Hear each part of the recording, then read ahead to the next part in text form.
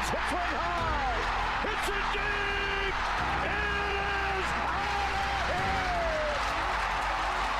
7:56. Bond stands alone. Now Booker with Tucker on him. Throws it up for 8. Shot blocked by Antetokounmpo. What a block from Giannis. 17 seconds from Game 7 for championship number 6. Jordan open. Chicago with the lead. Minute remaining. And they're putting Curry in the pick and roll, trying to get him on Irving.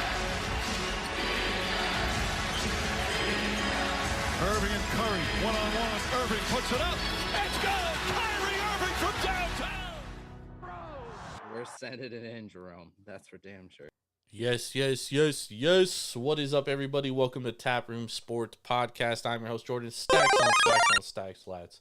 Join with my guys, Swervin' Irvin Washington, Mr. Big Ballin' Ben Larson. Sure. Fellas, how we doing tonight?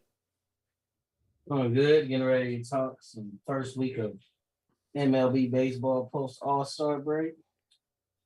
It's when the shit hits the fan, man. That's always this is the best part of baseball. I Fucking mean, love it. depends on what team you're rooting for, but yeah. That's true. That's true.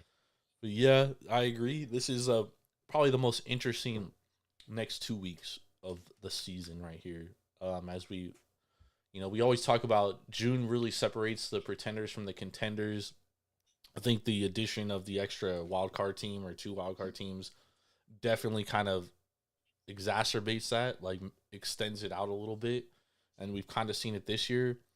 Kim Ng, who's the general manager of the Miami Marlins, was interviewed during the All-Star break by Talking Baseball. And she actually said, I don't know if either of you guys heard this, but she mentioned that the unknowingness, or I don't know the right word, the non-clarity, the just absolute fucking mess that the Central divisions are, where like every team is kind of still in it, has kind of messed up the trade market, where there really is no trade market yet, because a lot of teams haven't really made any guys available. And like we heard the St. Louis Cardinals GM, and his name's slipping my mind, he said on Wednesday that or Tuesday during the MLB All-Star Weekend, he said that they were going to be sellers. And then a writer for the St. Louis Cardinals, and Irvin and I kind of talked about this on Friday, comes out and says on Friday that the St. Louis Cardinals have made it very clear that they're not trading their core. They're not trading Nolan Arenado. They're not trading Paul Goldschmidt. They're not trading Jordan Walker. They're not trading Nolan Gorman. However, they're interested in trading for Logan Gilbert, And that people are available, which is the funny thing too. It's like, okay, well, if you want to get something back, then you have to pay to play. Yeah, so, but I mean, the same there's time, a couple teams in that position where, but you're saying they're available, but well, I mean, the Cardinals coming out and saying that doesn't shock me, because I mean, the mess they're in this year is absolutely fucking. It's a shit show, dude. Like, Oliver Marmol comes out the first week of the season, like, publicly ridicules one of his players, basically lost the locker room at that time. That team hasn't been the same since. And, like, he still has a job, right? They're 11 and a half games out of I think they lost today, or they won today. They're 11 and a half games out of first place right now in their division. They basically have no shot at the wild card. The only thing they can do is win their division. 11 and a half back still. And they're sitting here saying, yeah, man, we're sellers, but anyone of trade value, we're not willing to listen on. You know what I mean? We'll trade guys that we probably won't get much return on. And it's like, this is a team with a dog shit rotation. They don't have a bunch of farm arms, and like they got 2 older players. Like, what are you waiting for? You know what I mean? So we're going to talk a lot about the trade market, the trade potential trade candidates going forward. We got a lot to talk about. We are being brought to you by Tavour. Make sure to go to Tavour.com or download the Tavour app straight to your mobile device and use promo code TAPROOM for $10 off your first purchase of $25 or more. It's craft beer delivered straight to your front door. You don't even have to leave your seat. Ben, you sipping on anything? I saw you. Yeah, I got two good things today. So I got really excited. I saw Danny posted one of them online. Yeah. On Instagram. So, yeah, we went there yesterday. She got a sour, which was fucking phenomenal. I did not get it because they didn't have anything canned, and I didn't want to travel in 105-degree weather with a sour in the trunk. So Yeah, I saw that as a recipe for disaster of, that can exploding. So maybe wintertime when we go back up, I'll get some of that and, be able to,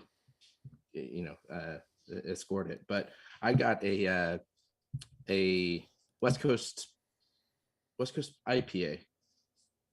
Yeah, the one I got was the West Coast IPA. It's called Danger Noodle, which I think is a great name. Because we got our snakes out here. But great little brewery out there. That's going to be my second beer for today. That's a 6-7. The brewer was called Around the Horn, which does have its baseball themed, but it was more of a musical themed. Watched Holly Holm get her ass handed to her, and then Nunez break her, absolutely separate her elbow last night, which was absolutely crazy for the UFC fights. But my first is something I've been looking for months, absolute months, and first time found it.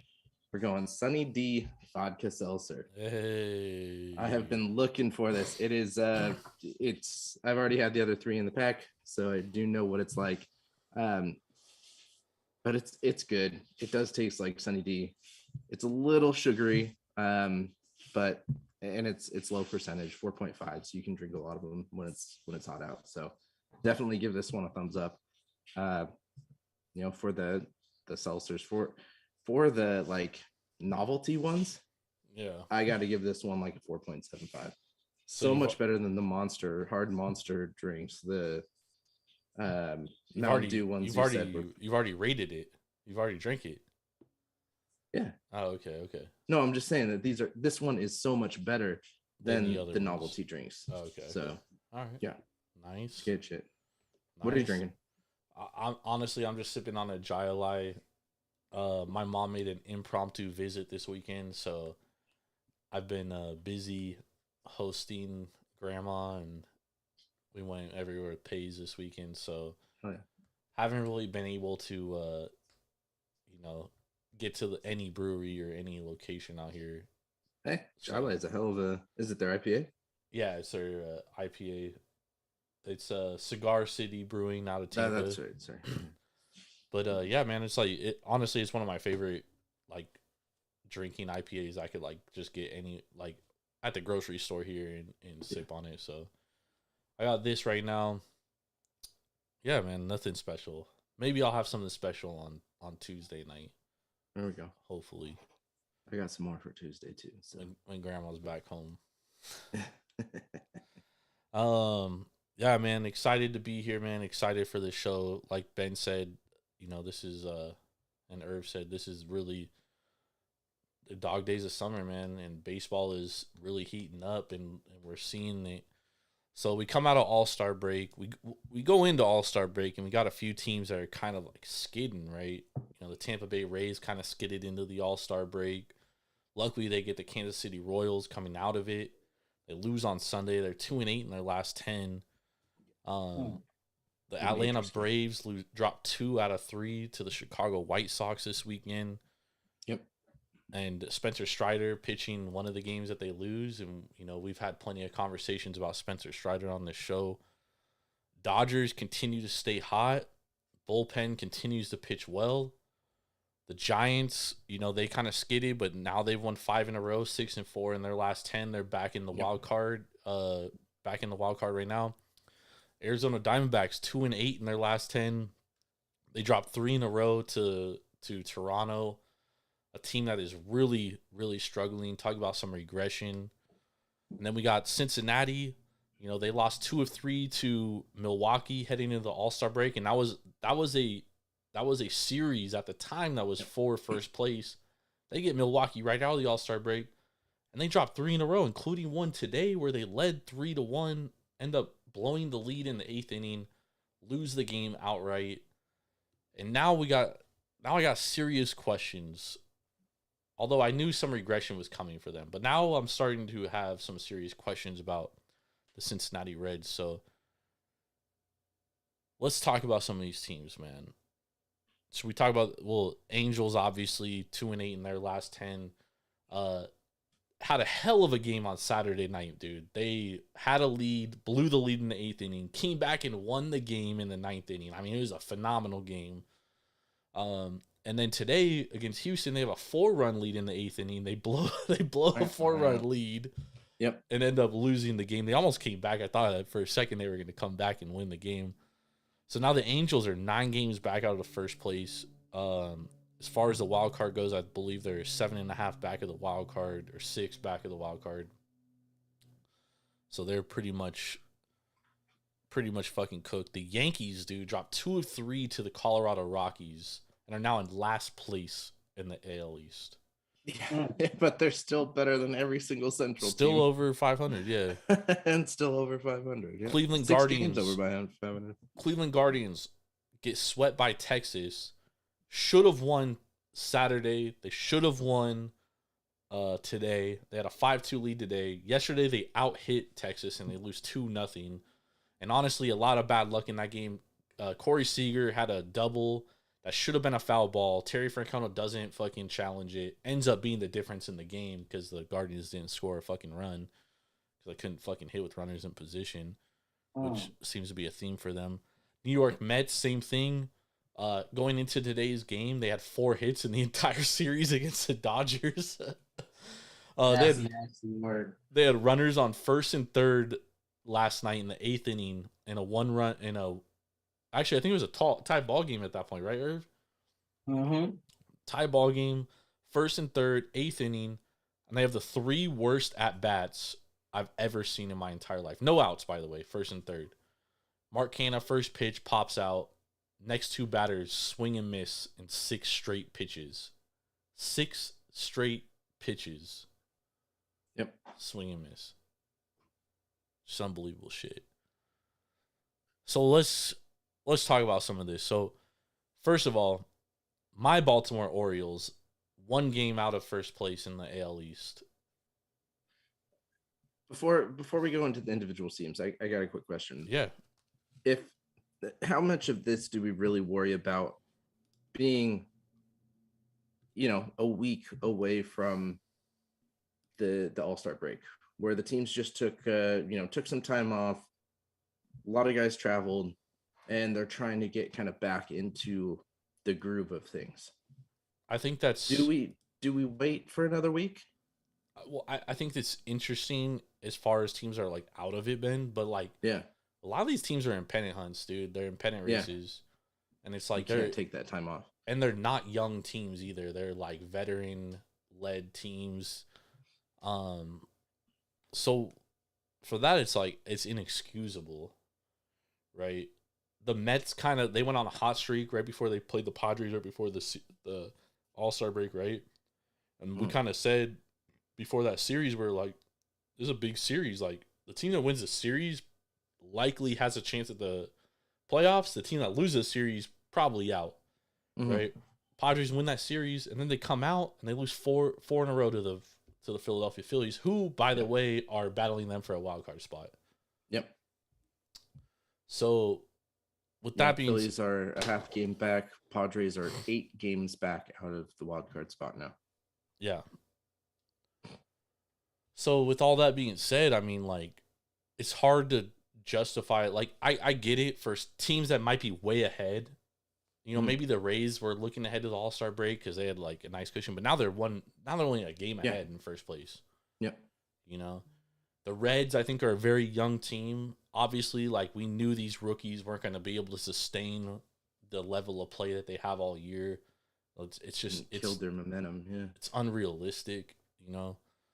So I mean, we're at an interesting point, dude, because it's like, teams like Toronto are 8-2 in their last 10. We've been talking about them underperforming all year, yet here they are in the hunt, dude. You know, Yeah, Toronto still had a fairly easy schedule these last couple weeks, but again, I take that back. They just swept the Diamondbacks, yeah. but you've got the Tigers, you got the White Sox, the Red Sox. They got swept. They took 2 of 3 against the Giants, which is a great win of the series there. And they had the A's right before that. So, And then the Red Sox are sitting here 2 games out of a wild card spot. yeah, now. Red Sox are having a hell of a last 10 games. Yeah, but they're due for a losing streak because what they like to do is they like to win 6 in a row and then lose 6 in a row. Yep. Yeah.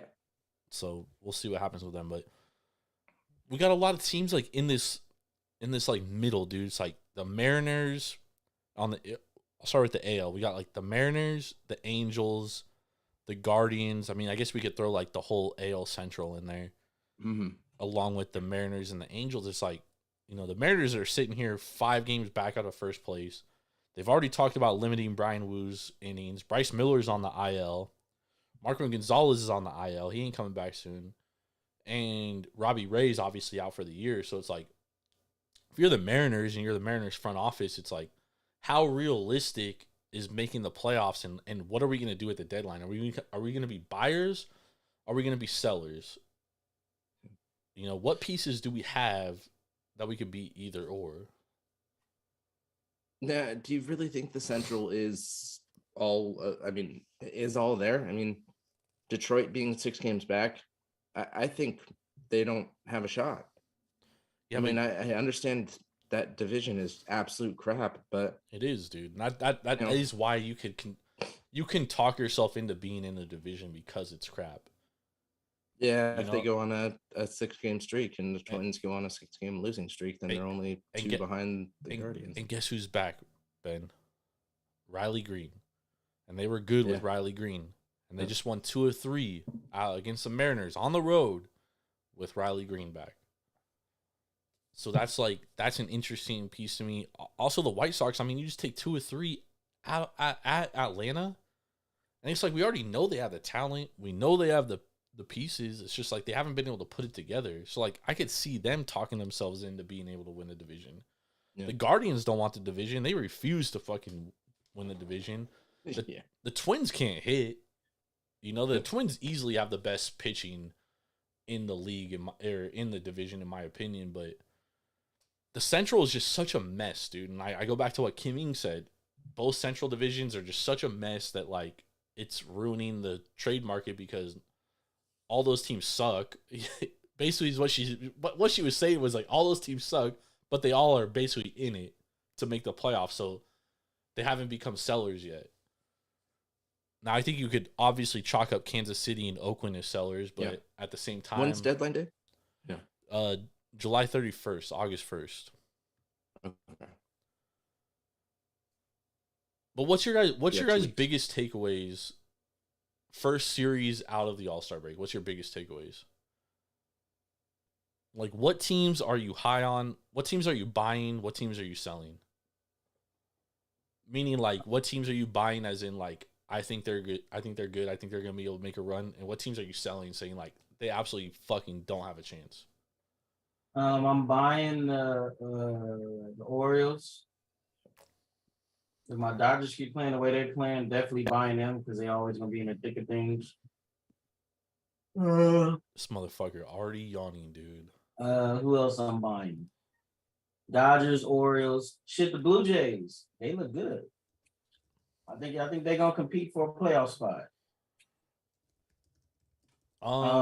I agree with you, Irv. In the sense that, like, you know, I was really high on the Toronto Blue Jays coming into the season. So it's like, this is what I expected from them. Yeah. And if Manoah, if he keeps pitching, you know, the way he pitched like he did against Detroit, sky's the limit for them. But I agree with you as far as buying them. Like, this might be a great spot to buy them to win the division or even win the pennant or win the World Series. You can get a very good price right now. Let me see here. To win the World Series, Toronto right now, and they got the offense to do it, especially if Vlad ever fucking wakes up and realizes he's one of the best. We know what happens after the home run derby with with those players offensively too. For someone like They Vlad, go though, into it a could dry wake him spell. up, Ben. He's already woken up once this year. He hasn't. Nah, he's been dog shit. That's why the Toronto Blue Well, the Jays first are ass. 15 games, he only had a single home run, or didn't even hit a home run. More than that, it was like the first 30 games he didn't have a home run. You can get the Blue Jays 21-1 right now. That's the best price to win the World Series. The Yankees are actually a shorter shot than them, and the Yankees are like 4 games back of them. It's ridiculous, yeah. So Irv, you're buying Dodgers, you're buying Blue Jays, you're buying Orioles. Orioles. Who you selling? I might have to. It's gonna be tough. I might have to sell the Texas Rangers, man. They just won 3 in a row. I'm selling the whole AL West. No, Really? I think they're gonna make the playoffs for sure. It would Yeah. take something pretty catastrophic for them not to make the playoffs, but I don't think they're a true contender. Okay, I can agree with that. Ben, Because you for said them to continue to contend at the level they're contending, that hitting has to stay at an historic pace because their pitching is starting to regress. Those Jags, fucking DeGrom being out for the season, the bullpen is super mid, is not that good, it's not that great. So and those guys are starting to regress to the mean. If the Guardians knew how to fucking bunt with runners in scoring position, they could win. They would have won that series, but you know, the Guardians are a different conversation, but I'm starting to see that the Rangers, they overachieving, they probably gonna make the playoffs, but they're clearly not a contender. who? The Rangers. They're a contender to make the playoffs, but I'm selling them as being an actual championship contender. Okay. What if they make a move though? If they make a move and get like a Marcus Stroman or like you said, even a Paul Blackburn to shore up that rotation, or they might could add a couple bullpen arms, then that'll improve their status for me. But if that lineup can't hit the way they hit at the pace they was hitting in the beginning of the season, I don't see this pitching staff being able to carry them deep into the postseason. Agreed. Ben, I mean, they're still hitting well, but they are regressing towards the mean. I mean, they're still first in runs, batting average, on base percentage, second in slugging. well, I mean, they had such a historic 2 months, absolutely. first 2 months of the season. Yeah, just that I don't see. I don't see it necessarily regressing numbers wise, but even the market, because they were so high up. But I'm selling this whole AL West. I think there's flaws on every single team, and I think there's flaws that can't be fixed by adding what's available at the trade deadline. Ben, this is the thing: is like there's flaws on every single team. Like there's major flaws on the Braves. Yeah, I know. Braves are injury prone right now. Same with Houston. I think that's going to be, Houston's biggest effort is who are they going to have available playoff time. Well, I think the biggest thing for Houston, I think, Ben, you're right with injuries, but I think a major part of the injuries is our starting rotation. Oh, absolutely. But yeah. They're not getting those guys. A lot of those guys are out for the year. McCullers out for the year. Those guys back. Who's the other guy that's out for the year? McCullers is out for the year, and the other dude, Luis Garcia, he's out for the year. He's out for the year, so like they're not getting those guys back. Yeah. But I think that's easier to like move forward with because like we know they're not coming back. So now I think there are so many issues in that lineup that they're especially injury prone. What is Jordan going to come back fully as? What are we going to see him? Are we going to see him go into the playoffs hurt? Is Papa Smurf going to be injury prone during that time as well? Yeah, they got to get Altuve back. So many issues with that team injury wise that I can't put any money on that. I don't think Seattle has enough to even get to the playoffs at this point. I don't think Texas is going to stay as hot as they are. Then you've got Oakland and you've got LA. I think LA is done. Yeah, I mean that loss tonight basically might as well put a put a funeral for what was going on Forking there. it. Yeah. I think a big thing that people aren't talking about too is Ryan Presley. His stats say he's been better this year as far as his ERA. Like he's a 2.83 ERA compared to a 2.98 last year. But man, that dude has already blown more saves than last year, and nobody's talking about it. I think if I looked at if the postseason started today, you've got the Guardians and the Astros playing in the first round, and the winner of that goes to Texas. No, Guardians aren't in the playoffs, dude. What's that? Guardians aren't in the playoffs. Yeah, if it started today. Maybe that was before. Right now, before if the playoffs started today, you got Tampa, Texas, Minnesota, Baltimore, Toronto, and Houston. Those are your playoff teams. Houston's your last. Looking at this. Because Cleveland is they're 2 back of Minnesota for the AL Central right now. Yeah. They're out of the playoffs right now. Somebody must have posted or I was looking. Oh, this was 3 days ago. Sorry. So you got Tampa, Houston, you got Texas, Toronto, and you got Minnesota, Baltimore is what the playoff series would be right now. Baltimore waxing Minnesota. No. Toronto, Texas, very interesting matchup. Same with Tampa, Houston, to be honest. Who knows? Wouldn't it be Toronto, Houston for that last spot? Is that how they do the playoffs now? They play the... No, I thought it was... Oh, you're right, Ben. They do that. So Toronto, Houston for the last playoff spot. Yeah. Three-game series, right? Mm-hmm. The first 2 sit, and then... Yeah, you're right. First 2 sit, and then it's 3 versus 6, 4 versus 5. Yeah. So Baltimore waxing Minnesota though. That would be a glorious matchup for them. Yep. Everybody's gonna wax the Central.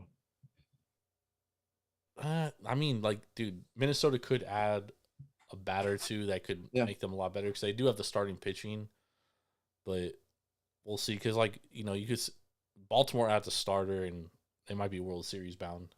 Yep. Depends on the starter they add. That's just what they need to do. We're gonna get to that very shortly. But as far as teams buying and selling, I'm selling the Reds. I've been very adamant that I didn't think they were going to be able to sustain their success.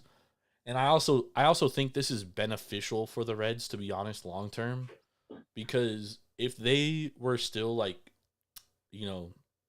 playing this great ball, hadn't had any adversity, and just were, like, flying through it, and they sold their farm to get guys this year, I think long term that could have hurt them. Nobody expected the Reds to be this good this year. So I think the fact that they're kind of sliding back to earth, I think this is very good for them. And if I was them, I would look at trading guys, maybe like a Joey Votto, to a contender and get something back. Because next year is when they should really start to look at winning. You know what I mean? Yeah. I mean, look what that team would be if Hunter Green and Nick Lodolo didn't get hurt. You never know, though. Yeah. Because Lodolo, you never know, though.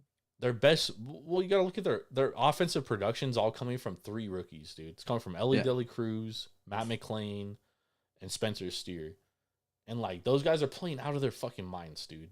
But rookies always hit a wall. Yeah. So, but I think the good thing, though, is that both Hunter and Lodolo are possibly back in August. Lodolo is not coming back till end of August, they already said. Okay. So that fucks their timetable up. Another team I'm selling, Arizona Diamondbacks. Yep. Merrill Kelly's hurt.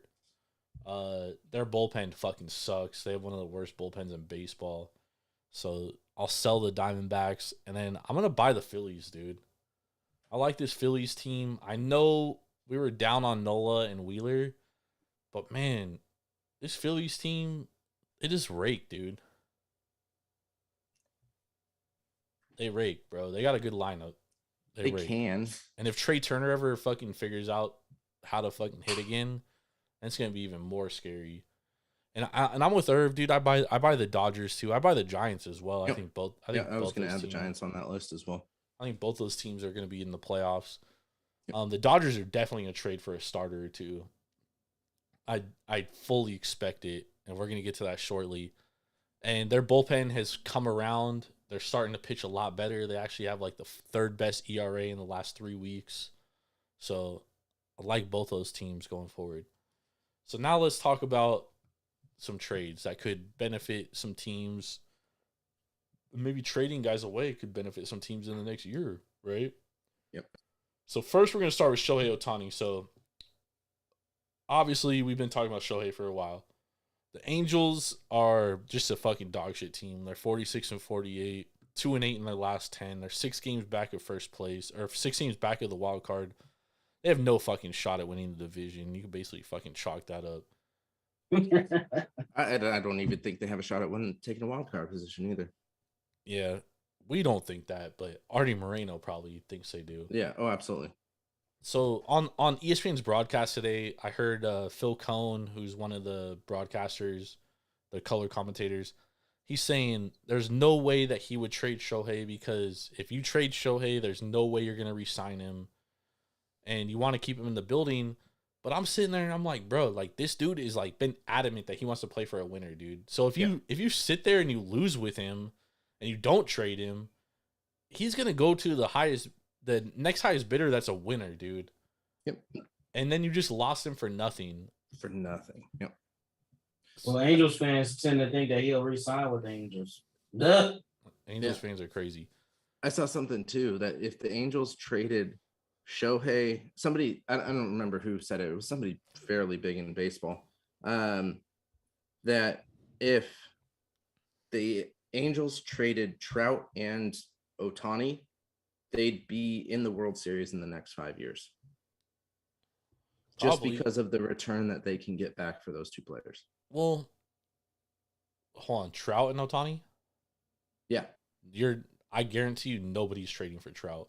Yeah, that contract is too big. As great as Trout has been, he's on the wrong side of 30, and he has a big contract, dude. Yeah. The Phillies will do it.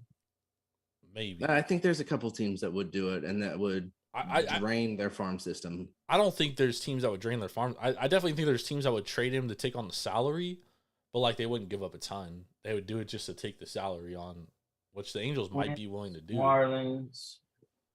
I mean, Phillies, Marlins are not trading for Mike Trout, dog. I can guarantee you that. Rockies are not trading for Mike Trout. Cardinals. You're talking about two organizations that don't spend money, and you're talking about. I know, but they're competing now, so they got to spend money. Dude, Rockies aren't competing. You're gonna. No, I'm talking about the Marlins. Marlins are gonna tie up their whole salary cap with Mike Trout on the wrong side of 30, who's been injury prone. Bro, they got that cocaine cowboy money. Don't chump change. Don't chump change the Marlins. All right, so hold on. Let's go back. Shohei Ohtani. What's the best fit for Shohei, and who do you think could trade for him? If the Angels trade him, I don't care about if they trade him. What's the best fit for Ohtani? The two best fits for Shohei Ohtani is one is the Dodgers, and I'll probably say 2 is the Mariners. 3, Giants. No. All right, so I don't think he fits on those dog shit Yankees at all. Well, I think the best fit for him is the Tampa Bay Rays. A, they need a starter. Oh, that could be too. And B, they have the farm system to trade for him. Mm-hmm. But will they pay Shohei $600 million? Well, that's the thing is, like, they're not gonna sign him. It would be in the last decade. Yeah, but no, it would definitely be a rental. It would be we're winning the World Series this year. It would make them a fucking World Series absolute contender, dude. Yeah. Yeah, I'm with you there. I think that's a great fit for Tampa Bay. Ohtani doesn't have a choice really in this aspect of it. He doesn't. So I think, the Tampa Bays have one of the best farm system. If they're looking for top 100 at least 2 to 3 top 100 players, you're looking at, these teams that are a year or two ahead of schedule. I think you could probably go with Miami. I think you could probably go with Tampa Bay. Miami is not gonna shell out. They're Yeah, not they gonna don't have the mortgage money their to- future. No, they're not gonna mortgage their future. The only team I could really see trading for Shohei, the only teams I can see trading for him is Seattle, San Francisco, and the Rays. Now, the Angels aren't going to trade him to Seattle because they're not going to trade him in the division. Mhm. The Giants, on the other hand, maybe the Giants do it so they can get Shohei in their building and convince him to sign with kind of him. woo him. Yeah. And the Rays, I don't think they have any chance of re-signing him. I don't think they would re-sign him. I just think that it's we're going to go and fucking try to win the World Series this year type move. Yep. And that's the difference between the three. The Dodgers, Friedman is not trading for Shohei. And Artie Moreno is not trading Shohei to their fucking regional rival. Yeah. If Shohei goes to LA, it's going to be in free agency. Mm-hmm. That's the only way that he goes to LA. Yeah, thanks to an inept, stupid ass owner. But hey, if he doesn't plan on trading Shohei, I don't think Friedman would trade for Shohei either. he would. If he traded for Mookie Betts, he'll trade for Shohei. Yeah, but he got Mookie Betts because the Red Sox couldn't afford him. Totally different scenarios. Well, they could have signed him. They just didn't want to, because they turned around and gave what's the name $300 and some million 2 years later. So yeah, they definitely fucked up on that. And so question 2 on Shohei for him re-signing. One of the teams we haven't really talked about is San Diego. What if they let Soto walk and use that money to re-sign Shohei? I think San Diego and San Francisco are two of those teams where players are kind of using those guys as leverage to get to where they want to go. yeah, because there's no way you mortgage your future the way they did and let a guy like Soto walk. So I think they're gonna give Soto the bag. That's true. The only way I can see them getting Shohei if they trade Machado or Tatis. They're not. They can't trade Machado. They're not trading that. It's not that they won't. It's that they can't, dude. Machado's contract and his age and given his injury. Yeah, they did kind of fuck up ripping up that deal and giving him a new one so fast. Exactly. He's out of the question. Because he said he was going to opt out. All right, so Shohei, where do you guys see? I think you're spot on. I think all three of you guys are, or two of you guys are spot on with 3 teams.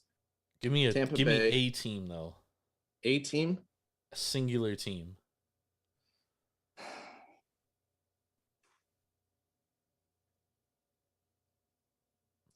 Tampa Bay. All right. Irv? I don't think he's getting traded. Give me a team. Gun to my head. Because I agree. I don't think he's getting traded either. But give me a team.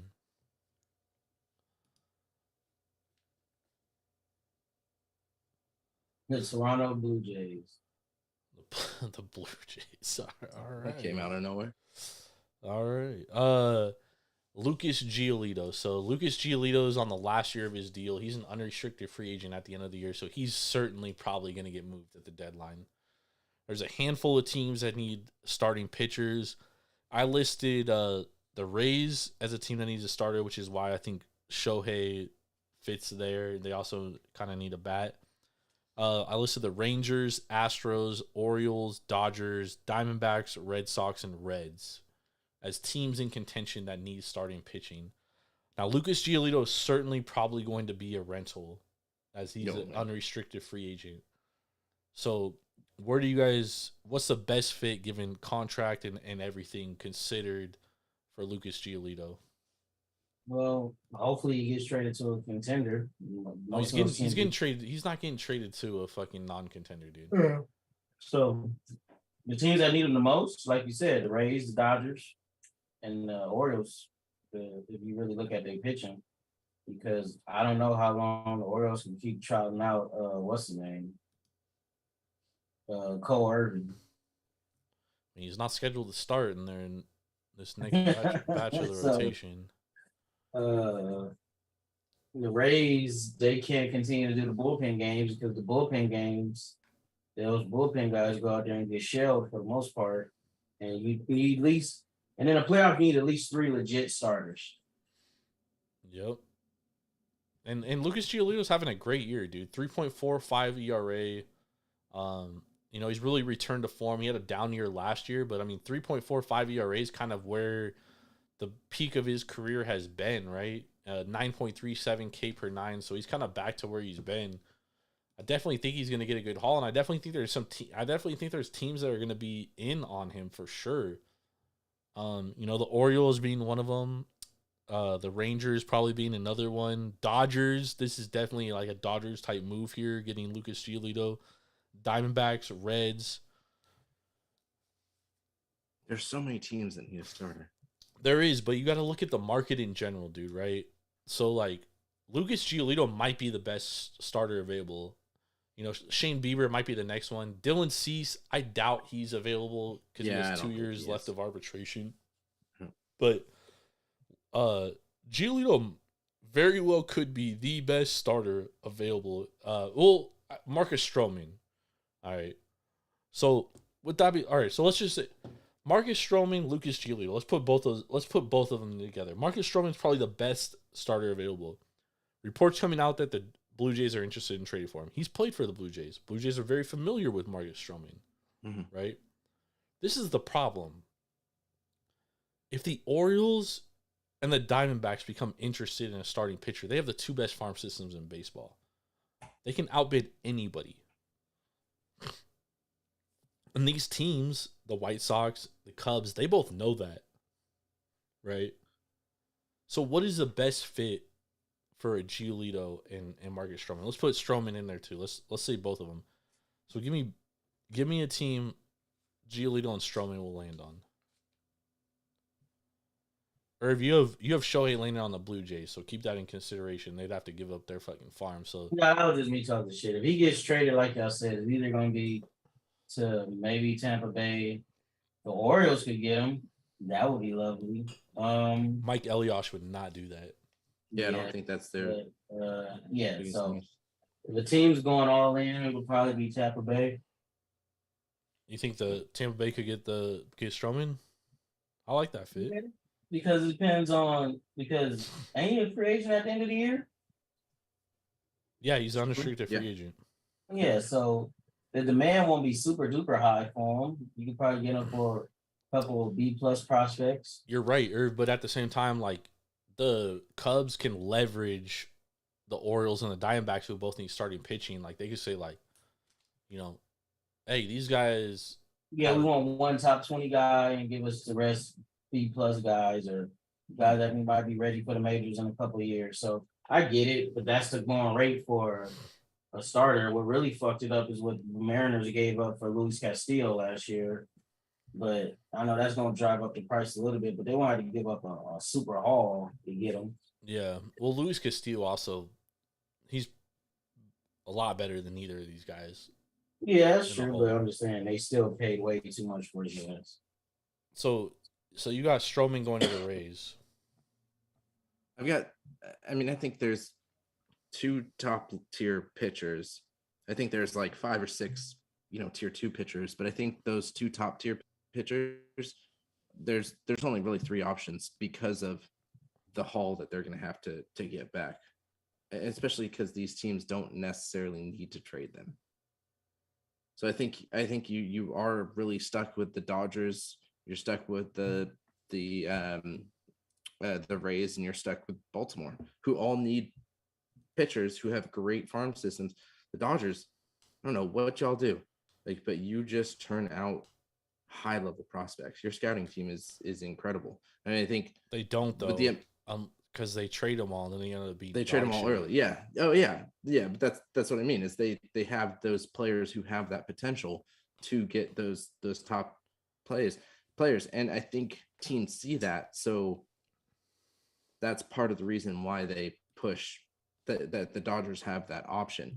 Tampa Bay's farm system, they've been so dog shit. Baltimore, they've been so dog shit for so long that they've got those good picks for years and years that they have those top levels. Okay, so Ben, where's Giolito and Stroman going?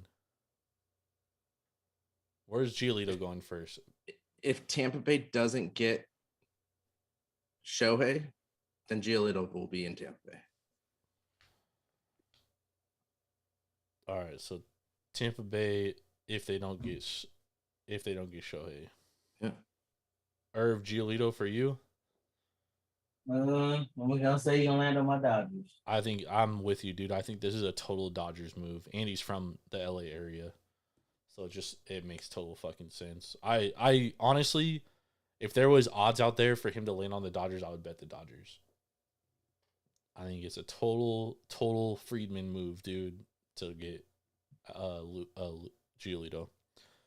Stroman, on the other hand, obviously an unrestricted free agent, makes things a little bit interesting. I'm going to go with Stroman because I was torn between Stroman. I was thinking the Dodgers too, and maybe the Dodgers go out and get both of them. That's where I'm thinking. They very well could. But for Stroman, I'm going Texas. I'm going Texas. Most of the tier 2 teams going to Texas, or tier 2 pitchers going to Texas. But Texas needs a front end of the rotation type of starter. They don't have one. Yeah, but I don't think they really have that. They do. They have the farm system, and they got an older manager in Bruce Bochy. They have older guys in Marcus Simeon and Corey Seager. So I think that they are going to go all in right this year. So I think Stroman makes perfect sense for them. I think like Lance Lynn is going to go, or Jordan Montgomery. We're not talking about them. Where's Stroman going? We're going to get to Lance Lynn LA. later. LA. All right. So you got Stroman to LA.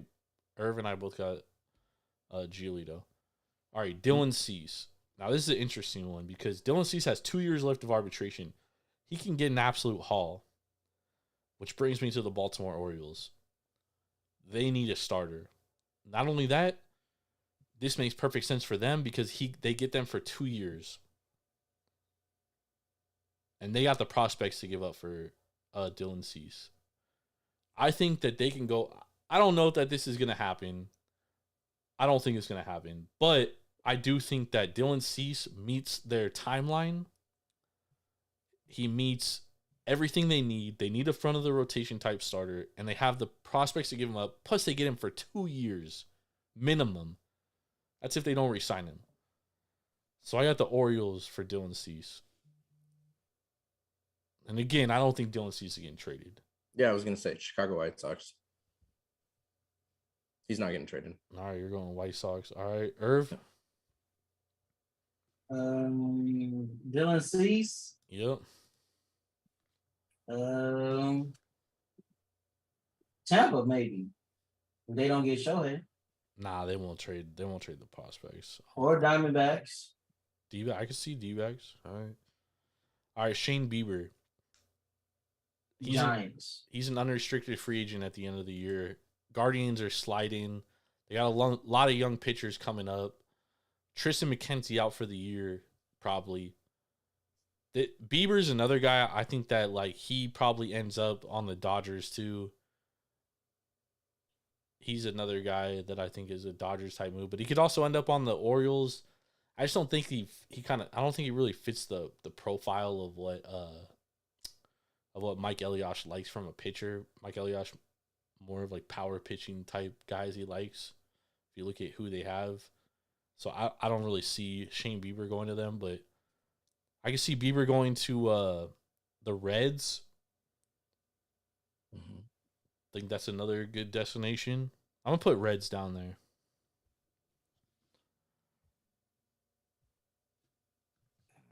See, this is another tough one because I don't think this is going to be what happens in the next 2 weeks with Cleveland.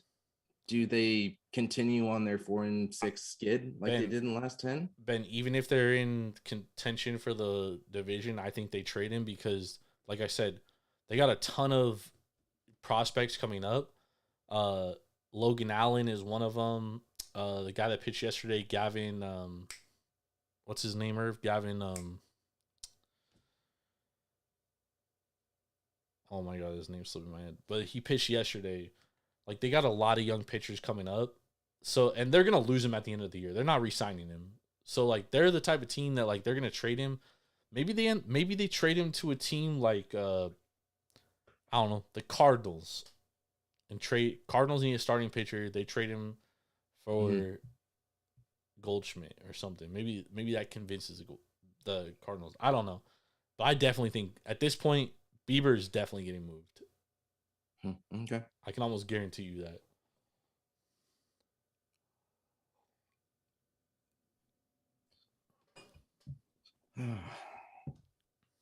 I'm going Reds. I'm going in-state swap. They'll trade him for some of the Reds' younger prospects, hitting prospects. Because Lord knows those fucking Guardians need some fucking bats, dude. That's for damn sure. I mean, maybe the Guardians and Reds, maybe they swap like a Spencer Steer and a fucking Shane Bieber.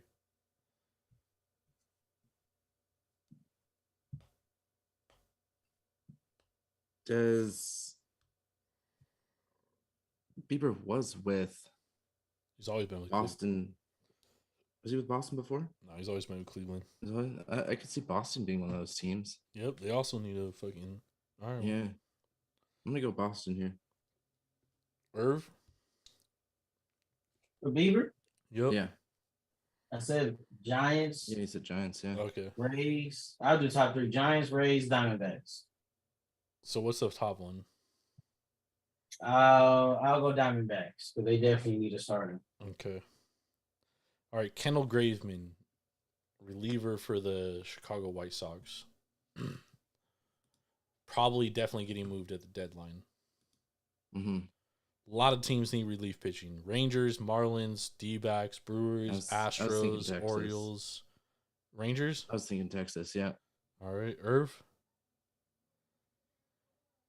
One more? Graveman. Who is it? Kendall Graveman. Relief Kendall pitcher. Graveman. Shit, the Dodgers need a bullpen arm. Dodgers. All right, fair enough. They definitely, I mean, they do. They're on my list of teams that need a bullpen arm. I'm going to go Miami Marlins. I think this is the kind of move that they make to go out and get a reliever. All right, Eduardo Rodriguez, starter for the Detroit Tigers. Having a career year, by the way. But he has been hurt, which might, lower his trade value a little bit. Plus, he's a free agent at the end of the year as well, which could also hurt. This is a team that I see the Reds going, or the guy I see the Reds going after. Somebody who's young and kind of fits that age range and he's 30 kind of level in their system. Really? Yeah. He's actually a free agent in 2027. I lied. So he's under contract for 3 years. He might not get traded. I thought he was younger. I was gonna say, the Padres. Nah, the Padres. Yeah, but they sellers though. Yeah, they don't need to be buyers. They shouldn't be buying shit. Shit. Give me Rodriguez. See, I was gonna go Red Sox here. He's from the Red Sox originally. They're familiar with him. So I think that they'd be willing to bring him back and kind of get him back under their wings. So I'm going Red Sox with Eduardo Rodriguez. Yeah, I was thinking of the Red Sox too. You got Red Sox as well. And Ben, you got what? You got who? Reds? Reds. All right. Tim Anderson. Miami Marlins. Good. That's a good one, Irv. Ben? San Francisco has the Slap Brothers. San Francisco got Clark Schmidt or Schmidt, whatever his name is. Yeah, but you've got Estrada who's hurt. I think you pull in another guy who can play that second short. Giants were there. I'm actually with Irv, dude. I put down Miami as well. I think it's a perfect situation. They got Joey Wendell starting at fucking shortstop like every day right now. It's not feasible, and they got the starting pitching, and they really need a fucking one of the biggest needs they have is middle infield. So it just makes perfect sense, in my opinion. All right, Cody Bellinger.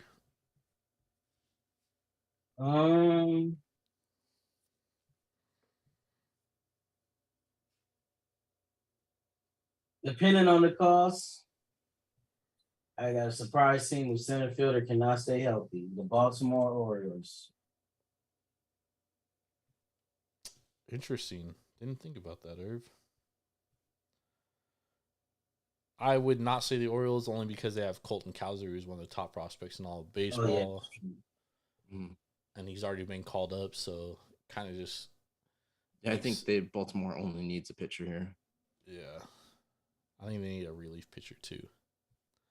Okay. I was gonna go with I think there's several teams that could fucking use him. I think the Guardians and the Twins are the two, but the Guardians and Twins can't hit lefties. And Cody Bellinger, not the best left-handed. He's a lefty, obviously, not the best hitter for left-handers. So that kind of takes me out of them. I think he could do wonders in New York with a short porch. They also need a hitter. But I think there's a better hitter that's already in New York that's going to be available for them. So I'm going to go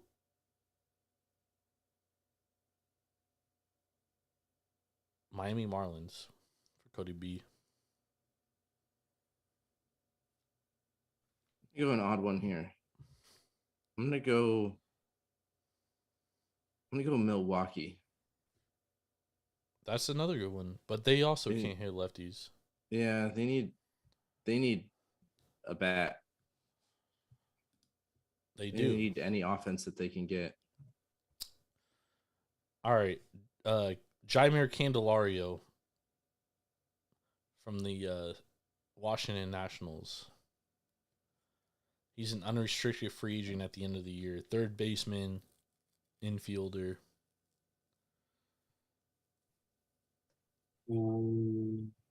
This is where I was. The Red Sox could use an infielder. Okay, Red Sox. This is where I was going Milwaukee. I think this is the perfect fit. Okay. They don't really have Milwaukee being there. They don't really have a third baseman. He's a right-handed hitter. They don't have any. They have Willie Adames for a right-handed hitter. And then they got like Weimer and other rookies. I think this is the perfect scenario for the Milwaukee Brewers right here. Jaimir Candelario.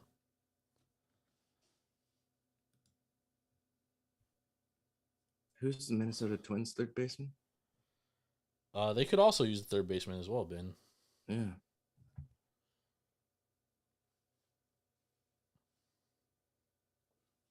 For the sake of not taking your team, I'm gonna go Minnesota here. Minnesota, all right. Kyle Hendricks, starting pitcher, Chicago Cubs. He has a club option for 2024.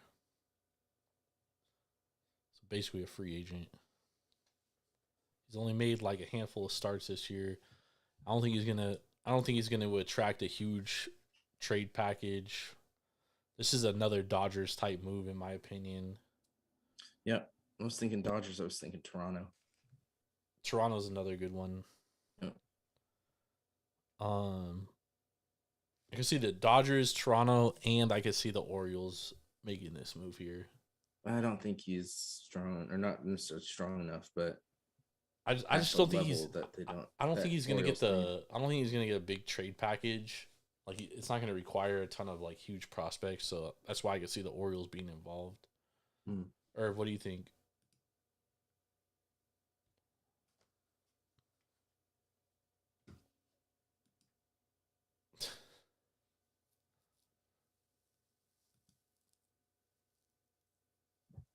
Nobody.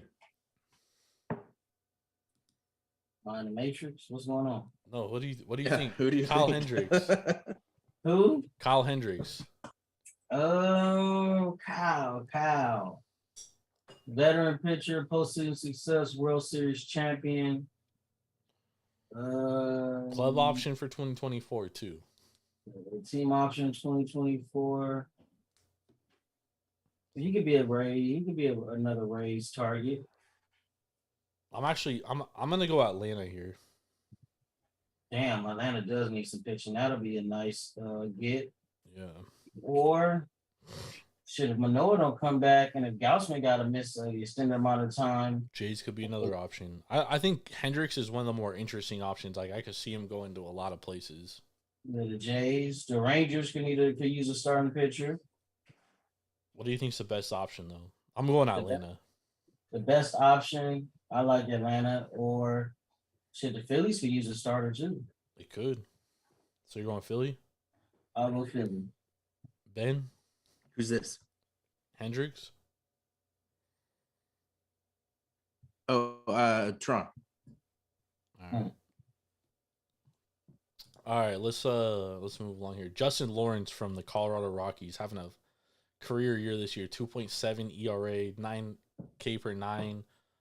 He's a relief pitcher. He's also in pre-arb for 2 more years, so definitely no guarantee this guy gets traded because he's making pennies for the next 2 years. However, because of that, a team that really needs relief pitching could come along and really entice Colorado to make a trade here, which Astros. You're going Astros. Ben? Arizona Diamondbacks. I don't think they're going to trade him in the division. It's Colorado. I don't think they give a fuck. I'm going to go. I think it's going to be whoever they get the best package on it. I'm going to go Milwaukee Brewers here. Milwaukee. All right. Next we got Lance Lynn, Chicago Cubs. He has a club option for 2024. He's not having the best year, but he's also not having a bad year. He's honestly has one of the highest K rates in all of baseball. So again, I think this is a buy low or like a sell low, buy high guy kind of guy, or sell low, buy low. What do you guys think about Lance Lynn? I see San Francisco taking a shot at him. Could see that. Okay. Irv? Yep. Another reliever? No, Lance Lynn, bro. Starter. Oh, Lance Lynn. Like, Lance Lynn's the kind of guy where it's like, you're trading for him to kind of get you through the regular season. You're not trading for him to be like a front end of the rotation kind of starter. Yep. D-backs. That's exactly where I had him too. Arizona. D-backs or the Reds, Cincinnati Reds. I could see that too. I had him at Arizona only because, like, you get Merrill Kelly back and then you have Zach Gallen. Like, Lance Lynn's like a perfect, like, number 3 starter. Yep. In my opinion. All right, Jordan Montgomery from the dogshit Cardinals. One of the guys that are willing to trade. Left-handed pitcher. Innings. Who? I said he eats innings, so give me the Brewers. He's got a big contract, right? They're not gonna trade him within the division. He has he's unrestricted free agent. Okay. It's an unrestricted free agent at the end of the year. This is another one I can see San Francisco making that deal for. Again, that someone who's not going to be that number 1, 2, but a 3-4 guy that The Yankees. the Giants need. Yankees get him back. They're not gonna. Yeah. I'm going. I'm gonna go Boston Red Sox here. Keep forgetting about Boston. I think this is like the perfect kind of guy that they like. They love having like 5 number 3 starters, dude. Number 3, number 4. They can rotate in where they should. Not even rotate. Like they just love having, like, they don't like having an ace, dude. Like they just love having like a bunch of mid pitchers, dude. It's just what they do. All right, Tommy Pham. This is a guy I think could be a great addition to a team. Smacks lefties, dude. I'm going. I'm sorry. This was who I was thinking for the Slap Brothers, San Francisco. I mean, that could be a good addition. I'm going New York Yankees, especially if Aaron Judge isn't healthy. They need an outfield bat. Yeah. This just makes perfect sense. So I'm going to go Yankees here for Tommy Pham. We can see that. Giants need an outfielder so they can move Yaz back into center. Astros. Because they're fucking hurt all the time. It's another good one, Astros, all right. Mm-hmm. All right, Blake Snell, dude. Unrestricted free agent at the end of the year. This would be a huge get for a team, but also a rental. Probably. The Miami Marlins. Resign. Miami don't really need a starter, though. I mean, they could use one.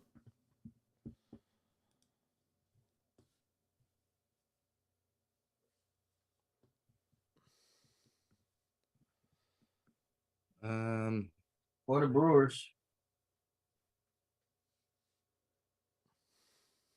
Brewers could be a good one. Actually, that could be a really good one, Irv. I didn't think about that.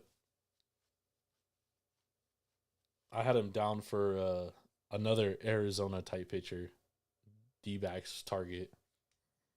Okay. I don't know if they'll give up the prospects to get him, but considering that he's an unrestricted free agent, I think they could get him for the cheap, which I think benefits them. Do we know when Fried's going to be back in Atlanta? Atlanta could be another one, but I gave Atlanta Hendricks. And Fried should be back before the end of the year. I can see Atlanta going for another pitcher to I gotta go pee real quick. Really boost that lineup, because then, if you can, even if you move Elder, so you have Strider, Morton, Fried, and Snell, I think that would be a hell of a pitching lineup.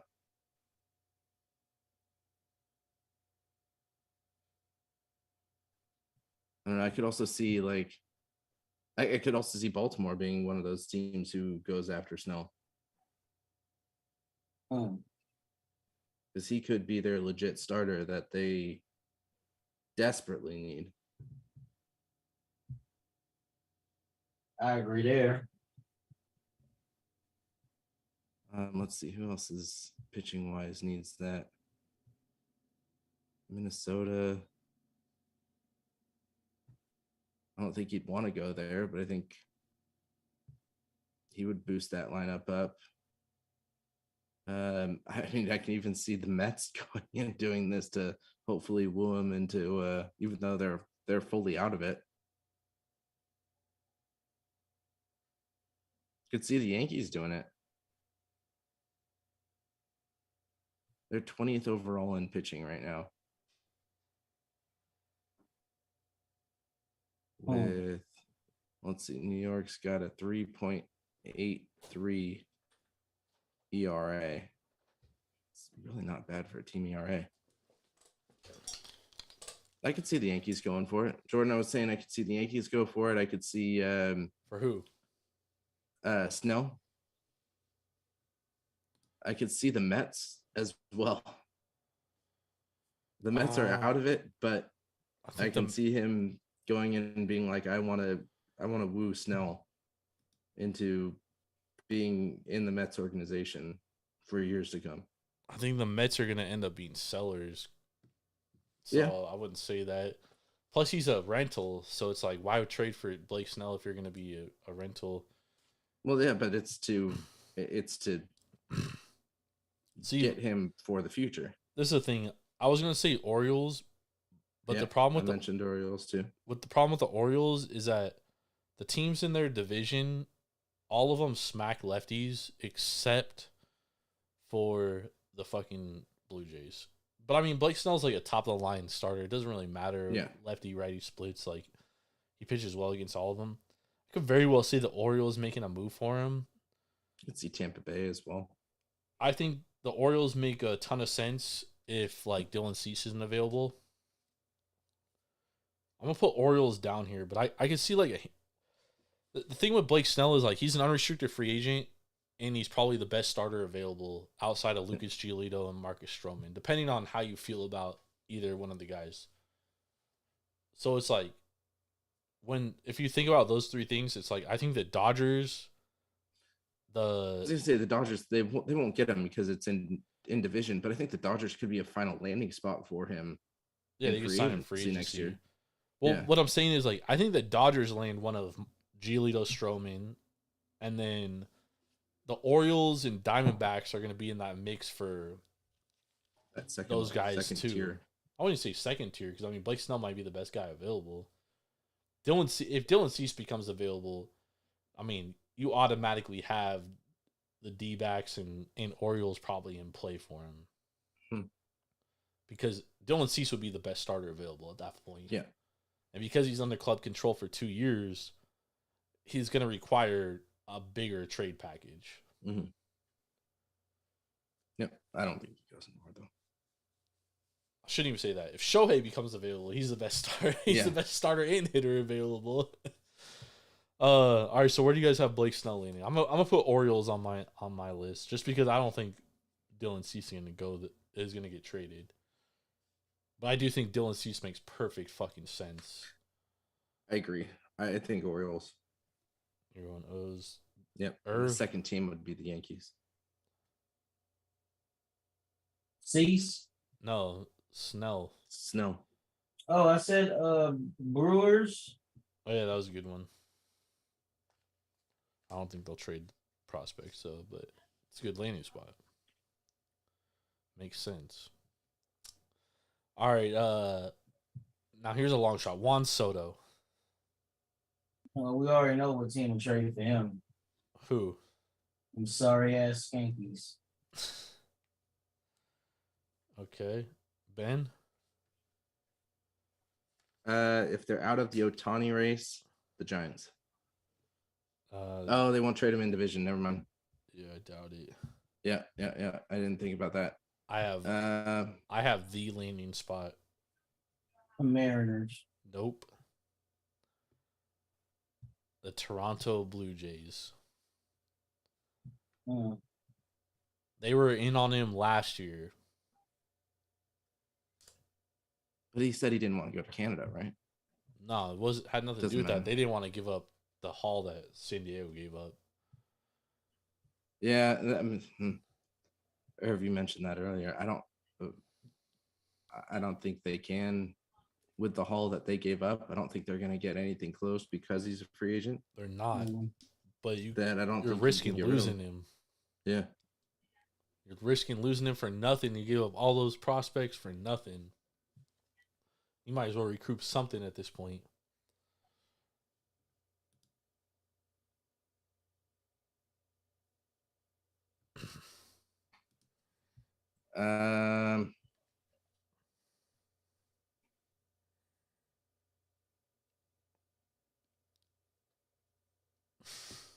Ben's thinking.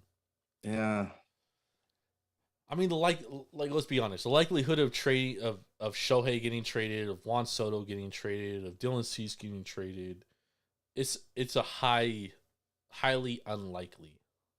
Yeah. But the right decision probably would be for these teams to trade these guys. If we're being completely honest with ourselves. Like, these are teams that are out of it. They have no fucking chance. And these guys are unrestricted free agents, except for Dylan Cease, obviously 2 years left in his deal. But if the White Sox become sellers, it's like, how fast can they build an actual contender, right? So with all that being said, Juan Soto definitely, I wouldn't be shocked if San Diego listens, but also I wouldn't be shocked if San Diego talks themselves into being contenders until October 2nd when the season ends and they fucking finish the season, 15 games back out of the wild card. And then they're like, oh, wow, we should have fucking probably sold some shit. And then they're going to just fire Bob Melvin. That's going to be their answer. Oh, we're going to get a new manager. Yeah, great. Who are you going to bring in? We're going to bring in Oliver Marmol. Good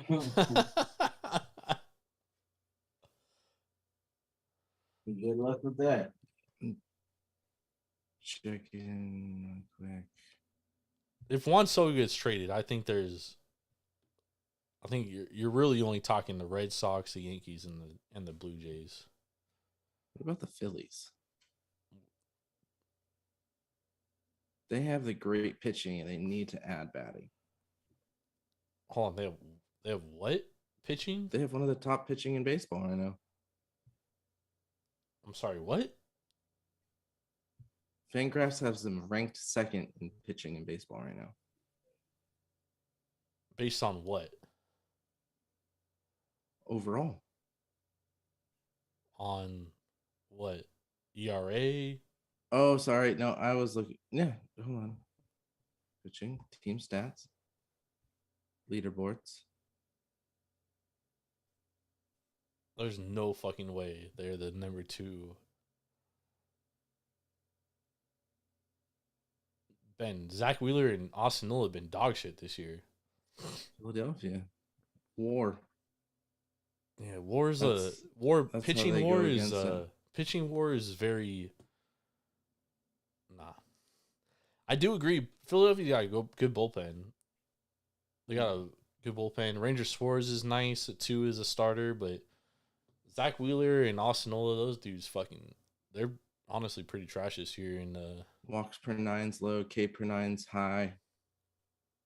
Home runs per 9 is kind of high.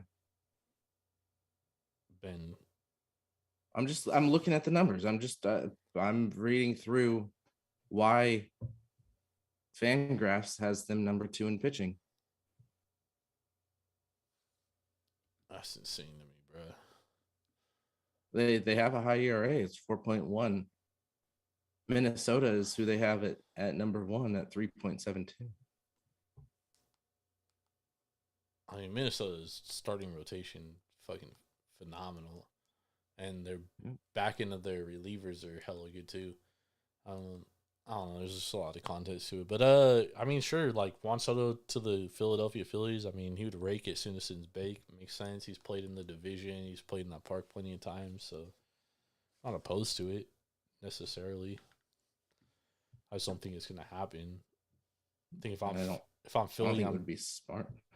if I'm Philly, I'm going out and getting a starter, because that's what cost them in the World Series last year. Was like both their best starting pitchers got fucking tired, and they didn't have anyone to go. So we'll see what happens there. All right, let's fly through. Let's get some other ones in here. I want to say Scherzer and Verlander. I don't necessarily think the guys are going to get traded, but if they do, where do you guys think they would go? Like, I don't think either of those guys are going to command a big trade package considering their age and their production this year. But honestly, Scherzer was one of the ones I was like, dude, if the Mets became sellers of Scherzer, I definitely think the Dodgers would be interested. They know him. He's been there. He has a player option for next year. I'm not even sure that the Dodgers would want him to opt in next year, but Yeah, they not heard. Nobody else is paying them that kind of money, so the Dodgers ain't gonna trade for him. I mean, they know him, dude. He's been there. He's lived there. Like, Well, shit, trade his ass to Houston. That's where old ass pitchers go to pitch. that's where Verlander's gonna go. He's gonna go to Houston, dude. Back to Houston. Shit, sure. Back to Houston he goes. Now, I don't think either of those guys are getting traded. More so the fact that I don't think anybody's gonna be willing to like trade anything of value for those guys. I think the Mets are kind of just fucking stuck, dude. And Cohen's he's gonna learn the hard way, dude. Like, he did this all wrong. You know, he signed 2 old guys, and now that's not working out. Shit ton of money. Yep. And that Lindor contract is looking more and more terrible every day. Yep. Add that one to it. You know, baseball is one of those sports, dude. You just can't go out and pay for guys, dude. The Yankees tried it for years, dude, and never worked. You know, you just can't build like that. All right. Another Met, Mark Canha. I definitely think this guy's getting traded for sure. He has 100. Multitude of teams. He's a veteran. Yeah, he's a vet. He has 110 WRC plus against left-handed pitching in his career. So like, he hits lefties pretty well. Reds here point blank. I think Reds are a good team. I also think the Milwaukee Brewers are a solid team. He's also a utility player, so like he could play first base, outfield, DH. Like he could play all over the field. He can also play third base too. He just hasn't played it in a long time. But Reds need a veteran bat instead of calling up all these young guys hoping they ball out. bro, or be reading my Twitter. Give me the Reds. I mean, I don't disagree with either of those. I think you can add the Giants to the list. I think you can add. He's a Bay Area kid too. Yeah. Again, it's You someone probably don't want to go back if you grew up there. He said he probably doesn't, or he probably does. Don't. Why not? Because when you leave the Bay, you don't go back. If you have money, you do. I guarantee you, Mark Hanna will move back to the Bay in a second. Yeah. No, I mean like in Zaidi, he comes from the A's organization. That's where he like got his start, and the A's is where Mark Hanna got his start. So I could definitely see the Giants. Like the Giants love platoon type players, and Mark Hanna is a platoon type player. Like he's not an everyday player; he's a platoon guy. And I agree. I wish my Dodgers could get Kike back. You wish. Just don't play him at shortstop. Play him at third base. And I agree with Marquina. Like I think Milwaukee and Cincinnati could definitely be in on him as well. Mm-hmm. I think both those are good options. Yep. All right. Let's go Sam Mole for the Oakland A's. So he's a left-handed reliever. He's in pre-arb until 2024. So he's making pennies on the dollar. Not having the most outstanding year, but he is a lefty specialist. Lefties are hitting 207, 270, 310 off him. So I definitely think when we talk about relievers and not having to give up a lot, I definitely think this is a guy that can be had. So I definitely think he's a valuable piece to be had. What do we think about Sam Mole as a reliever? I'm gonna go Boston here because they need relief since they have a whole shit I was ton of gonna number say- threes. I was gonna say Boston or the Blue Jays. I like the I Blue think it's Jays. Toronto. Yeah. I was gonna say the Blue Jays. The Blue Jays have a bunch of mid-ass relievers, and they don't really have a lefty specialist. So Sam Mole just makes perfect fucking sense, dude. Like he's a guy that you don't necessarily want him pitching like ton of high leverage innings, but if he's going up against lefty bats, it's a perfect situation. All right, Josh Hader, New York Yankees. unrestricted free agent at the end of the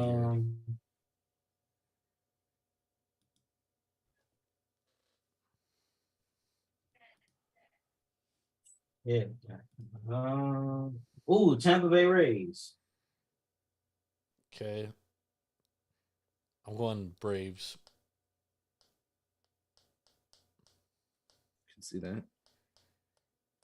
He's a UFA too, yeah. Yeah, he's an unrestricted free agent. And the Rays, I think the Rays are going to be in on a starter. Like, obviously, I said Shohei's the best fit for them. Now, Shohei becomes available. Maybe the Rays are in, maybe they're not. Who knows? It would make sense for them. But if Giolito, Stroman, Bieber, Eduardo Rodriguez, like, these are guys the Rays are going to be in on, right? And if they land like let's say they land one of these mid starters like a Eduardo Rodriguez or a Kyle Hendricks or a Lance Lynn or a Jordan Montgomery, then I definitely think they're going to be in on a Josh Hader. Because the Rays are they're arguably one of the best teams in baseball, dude. And they lose Drew Rasmussen, they lose Jeffrey Springs for the year, dude. In a year that they could contend for the World Series. Like they're there, dude. They're right there. Yep. If their ownership is smart, and I know it's tough as a mid-market team, dude. I know it's fucking tough to just be like, we have to mortgage our future to win the World Series this year. But you may never fucking get back there. Ever. Well, I think they have the year period. I don't That's know, it. Ben. I don't know because you got guys like Randy. Randy Rosarina, they're coming up for free agency. You got guys like fucking Wander Franco, they're going to get paid soon. You got guys like Harold Ramirez that are going to get paid soon. Like, a lot of their team is up out of arbitration coming in the next year or two. Yeah. Let's see. If there was ever a year for a team to be like the Rays this year, Ben, they remind me so much of the Marlins in 96 or 97 or whatever year that fucking was in 2003 when they won the World Series. Like, yeah, that's what this Marlins team reminds me of. Like, I'm sorry, not the Marlins. That's what this Rays team reminds me of. Like, this is a team that, like, they are literally on the verge of winning a World Series. They are on the cusp of it. And they might not. This might be their only fucking chance, dude. And they got to take fucking full advantage, which is why I think if Shohei Ohtani becomes available, they go out and get him and they win a fucking World Series, dude. And you galvanize your fan base, right? You might not be able to re-sign Shohei, but at least you win a fucking title, dude. Yeah.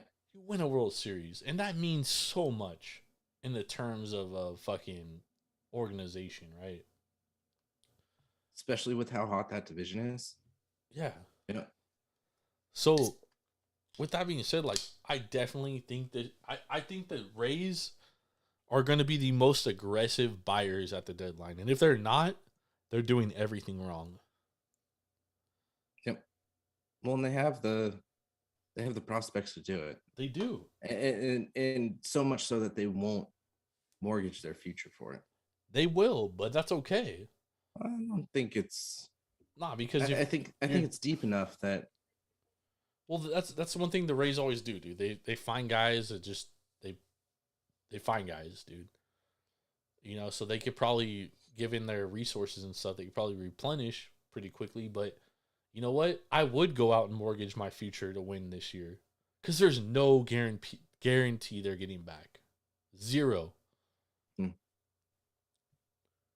You know, and it sucks. They lost Drew Rasmussen and Jeffrey Springs for the year because had they have those two guys, who knows how good this team would be right now. Mm-hmm. Yeah. Diamond Talk podcast can be sick listening to this. So if I'm the Rays dude, and like obviously I'm not as smart as their GM, or else I would be in his position, or you know, maybe the Rays should come holler at me and pay me, dude. Maybe we could work something out. But I would definitely be making moves, dude. Josh Hader, give me one of Giolito Stroman. And again, if Shohei becomes available, dude, I would trade Shane Baz. I would trade Taj Gibson. I would trade fucking my 9 top prospects for Shohei, because that immediately makes me the favorite to win the World Series this year. If I have Shohei, Shane McClanahan as my 2 fucking starters, yeah. Best of luck, y'all. You know what I mean? Like, World Series don't come around every year, dude. You have no guarantee. And I think, honestly, you know, Irv's a Dodgers fan, and I think the Dodgers have miscalculated a lot of times on midseason acquisitions to make World Series, because they've been very hesitant on trading prospects, and it's probably cost them a couple World Series, if that. You know? Yeah. And but the Dodgers are they're content on winning NL West titles. Like, it gets their fans hyped, and you know, hey, we're 10-time NL West champs, dude. We're good. Nah, you're pushing it too far now. That's too much, bro. Nah, I mean that's how the Dodgers are, dude. Because it's like Giants have won I 3 wouldn't titles, but it's like, yeah, you guys won 3 titles, but you ain't relevant every year. 10-time NL West champs, bro. We in the playoffs every year. We good. I rarely see Dodgers fans bragging about winning the NL West, but we've miscalculated some trades. But I don't. But Irv, I don't think it's trade packages were just too damn high. So I don't think it's a bad thing either. Like, I think being relevant is a key to success for an organization. Like, I definitely think that's true. difference between the Dodgers and the Rays is it's easier for the Dodgers to remain relevant, to sustain relevancy because they have They're a such a big market large team that payroll. spends money. Yeah, They the, can spend money, they just choose not to. the Rays don't have half the fucking I market. know, I'm just saying, but they can spend more money. They just choose to keep their payroll at a certain amount because their owners are fucking cheapskate. The Padres was that way forever. They sold it to a man that's willing to spend. No, that's not the truth. The truth is the Padres they paid off their stadium. They completely own their stadium. Their stadium is owned by them. They paid off. They have no debt now. So now they don't have to pay any mortgage on their stadium. It's paid off. So now they can spend hella money.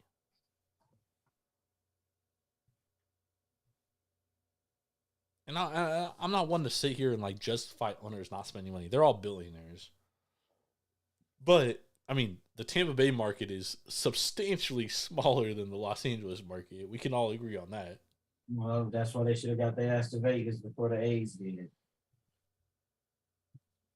John, tell me about arbitration rules again.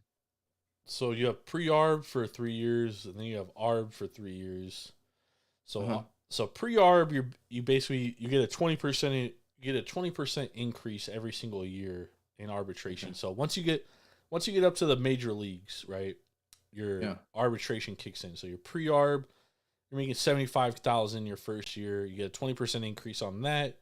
Next year, 20% increase. Following year, 20% increase. Then you hit arbitration. That's when you and the club negotiate on a contract, but you're still under club control for 3 years. So you and your agent come to the team and say, this is what we want to get paid. The team says, no, you're worth this. Okay. So the team can either negotiate a long-term deal, which is what the Atlanta Braves do pretty often. We've seen it with Michael Harris. We've seen it with Austin Riley. A lot of their players, dude, they get long-term deals before they hit arbitration. So for the club, it's beneficial because, for example, Juan Soto goes into arbitration and he wins an MVP. So once he wins an MVP, he goes to arbitration court. You know, the Washington Nationals say, "Yeah, we'll pay you $15 million." He goes to arbitration court. He says, "Well, you know, this guy who won an MVP, which I've won, is making $25 million." So the arbitration court says, "Okay, Juan Soto should make $22.5 million," right? Mm-hmm. So it becomes a tug of war per se, but at the same time, it also becomes your club that has you under club control talking shit about you and saying why you're not worth what you think they're worth. Yeah. Which could be mentally taxing as well. Aaron Judge, for example. Aaron Judge goes to arbitration last year. New York Yankees are like, yo, we want to pay you $21 million. Arbitration court's like, this is before he won the MVP, right? So basically you have 6 years of club control once you hit the major leagues. Once you hit once your major league clock starts, you have 6 years of club control. So 3 years pre-arb, which is 20% increase every year, and then arbitration. Yeah. Okay.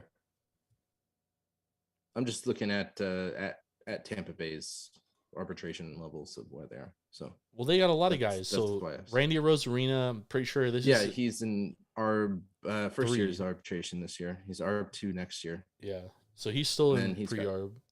3-4. You've got guaranteed salary. Wander's already signed his deal. Yo, they locked up Wander Franco. Yeah. They were smart about that. Glass now, they've got it for another year. What about McClanahan? McClanahan is he has 2 more years of ARB, I think. Pre-ARB in 24. Yeah, dude, they got and then they've got ARB 1, 2, and 3 through 27. Such a well-run organization, dog. Shane Baz, same thing, pre-ARB. He's hurt this year though, so he still is pre-ARB next year as well. Yeah, he has pre-ARB through 24, and then ARB 1, 2, and 3 through 27. No, but his pre-ARB isn't. He still has another year of pre-ARB because he hasn't pitched this year. Okay. Okay, so that'll add on. Yeah. Okay, you got Taj Bradley, pre-arb. You've got Paredes and pre-arb. Rasmussen is going to be ARB1 next year. And he's not going to get anything because he's going to get the lowest of low because this is going to be his second Tommy John surgery as well. Jose Siri, pre-arb next year. Just such a well-run organization, bro. So I think they do have a year or 2 to 3 years that they're going to be contenders for.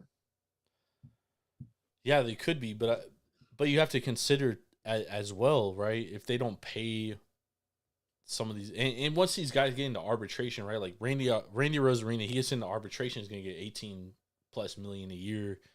A lot of these, Shane McClanahan. Let's say Shane McClanahan wins a Cy Young in the next 2 years. He gets into ARB. He's gonna be making 25 mil plus a year, right? Because arbitration, it levels out your accolades and stats to people comparison to you, and that's how you get paid. Right. So if you're MVP quality, you're getting arbitration for like 20 plus million a year. Yep. Right. And the Rays got a couple of those guys. Randy Rosarina could be one of those guys this year. Like he might finish top 5 in MVP voting this year. Right. Yep. He hits arbitration. It's like, yeah, this guy's an $18 million player. It's not going to be 4.1 million like he made this year. Yeah. It's going to be a hefty contract. Right. So that's the thing with Tampa Bay. So it's like, obviously their salary is going to get taken up a notch at some point. Mm-hmm. So it's like, do they take the chance to win now? Because maybe they can't afford it next. Like, even if they win the World Series this year, right? They don't have the attendance. They don't have the fucking money. They're not getting the revenue. Then it's like, okay, we got to sell. Because at the end of the day, this is all a business, right?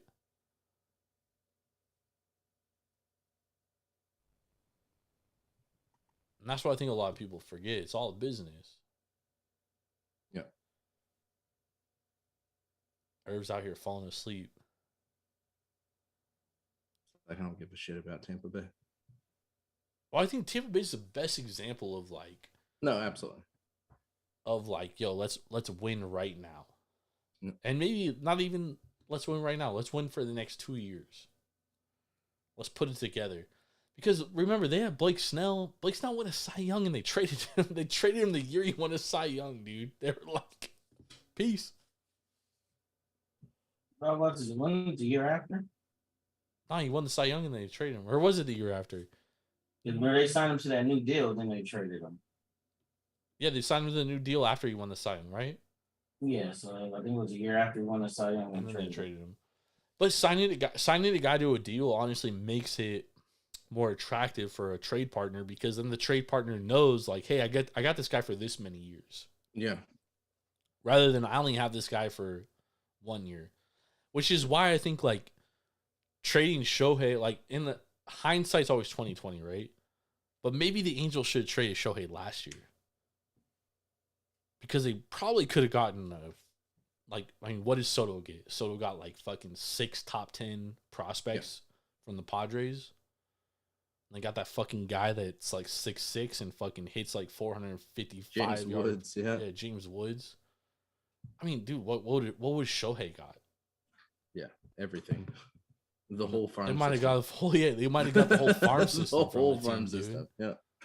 So it's like that. You look at that, and like, yeah, like for the Angels, business wise, selling tickets, it doesn't make any sense trading him because he fills seats. But in the long haul, like, dude, the Nationals are gonna make out so much better trading Soto last year, right? If they waited to trade Soto this year, what do they get?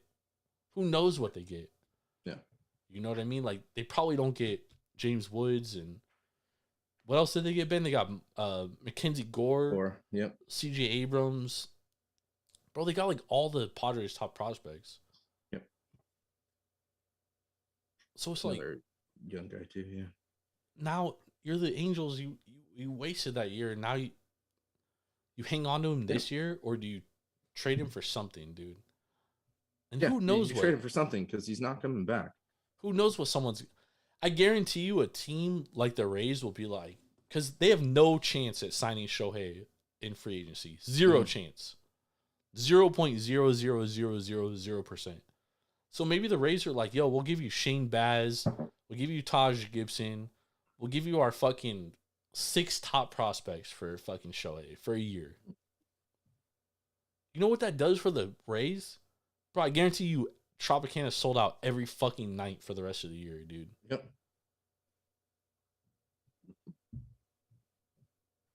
I 100% agree. And they're the front runner to win the World Series. 100% agree. Hopefully you get that bet in before it happens. It's going to go from 10-1 to... I don't think Shohei's getting traded, Ben. I really don't. The Angels are fucking dumb if they don't. Yeah, they are, and that's what they are. They're dumb. Yeah. You know? I genuinely don't think Shohei's going to get traded. I think management is going to go... Yeah, management wants to trade him, but a trade like that has to get the okay from the owner. Mm-hmm. And they have one of the worst owner in all the 4 professional sports. And I don't think he's going to see that extra 2-3 months of revenue, and he's going to keep him. Yep. Agree with Irv, dude. I think Artie Moreno is going to go to Shohei and he's going to say, hey, you know, we're going to contend this year and we're going to get into the playoffs. And so the Angels are probably going to be buyers at the deadline, right? They're going to go out and fucking mortgage their future and they're going to not make the playoffs. And Shohei's going to walk next year. And the Angels are going to be dog shit for the next fucking 10 years, dude. And Artie Moreno, who was going to sell the Angels before this year, he decided to hang on to them. He's not going to sell them for as much as he would have if he sold them last year.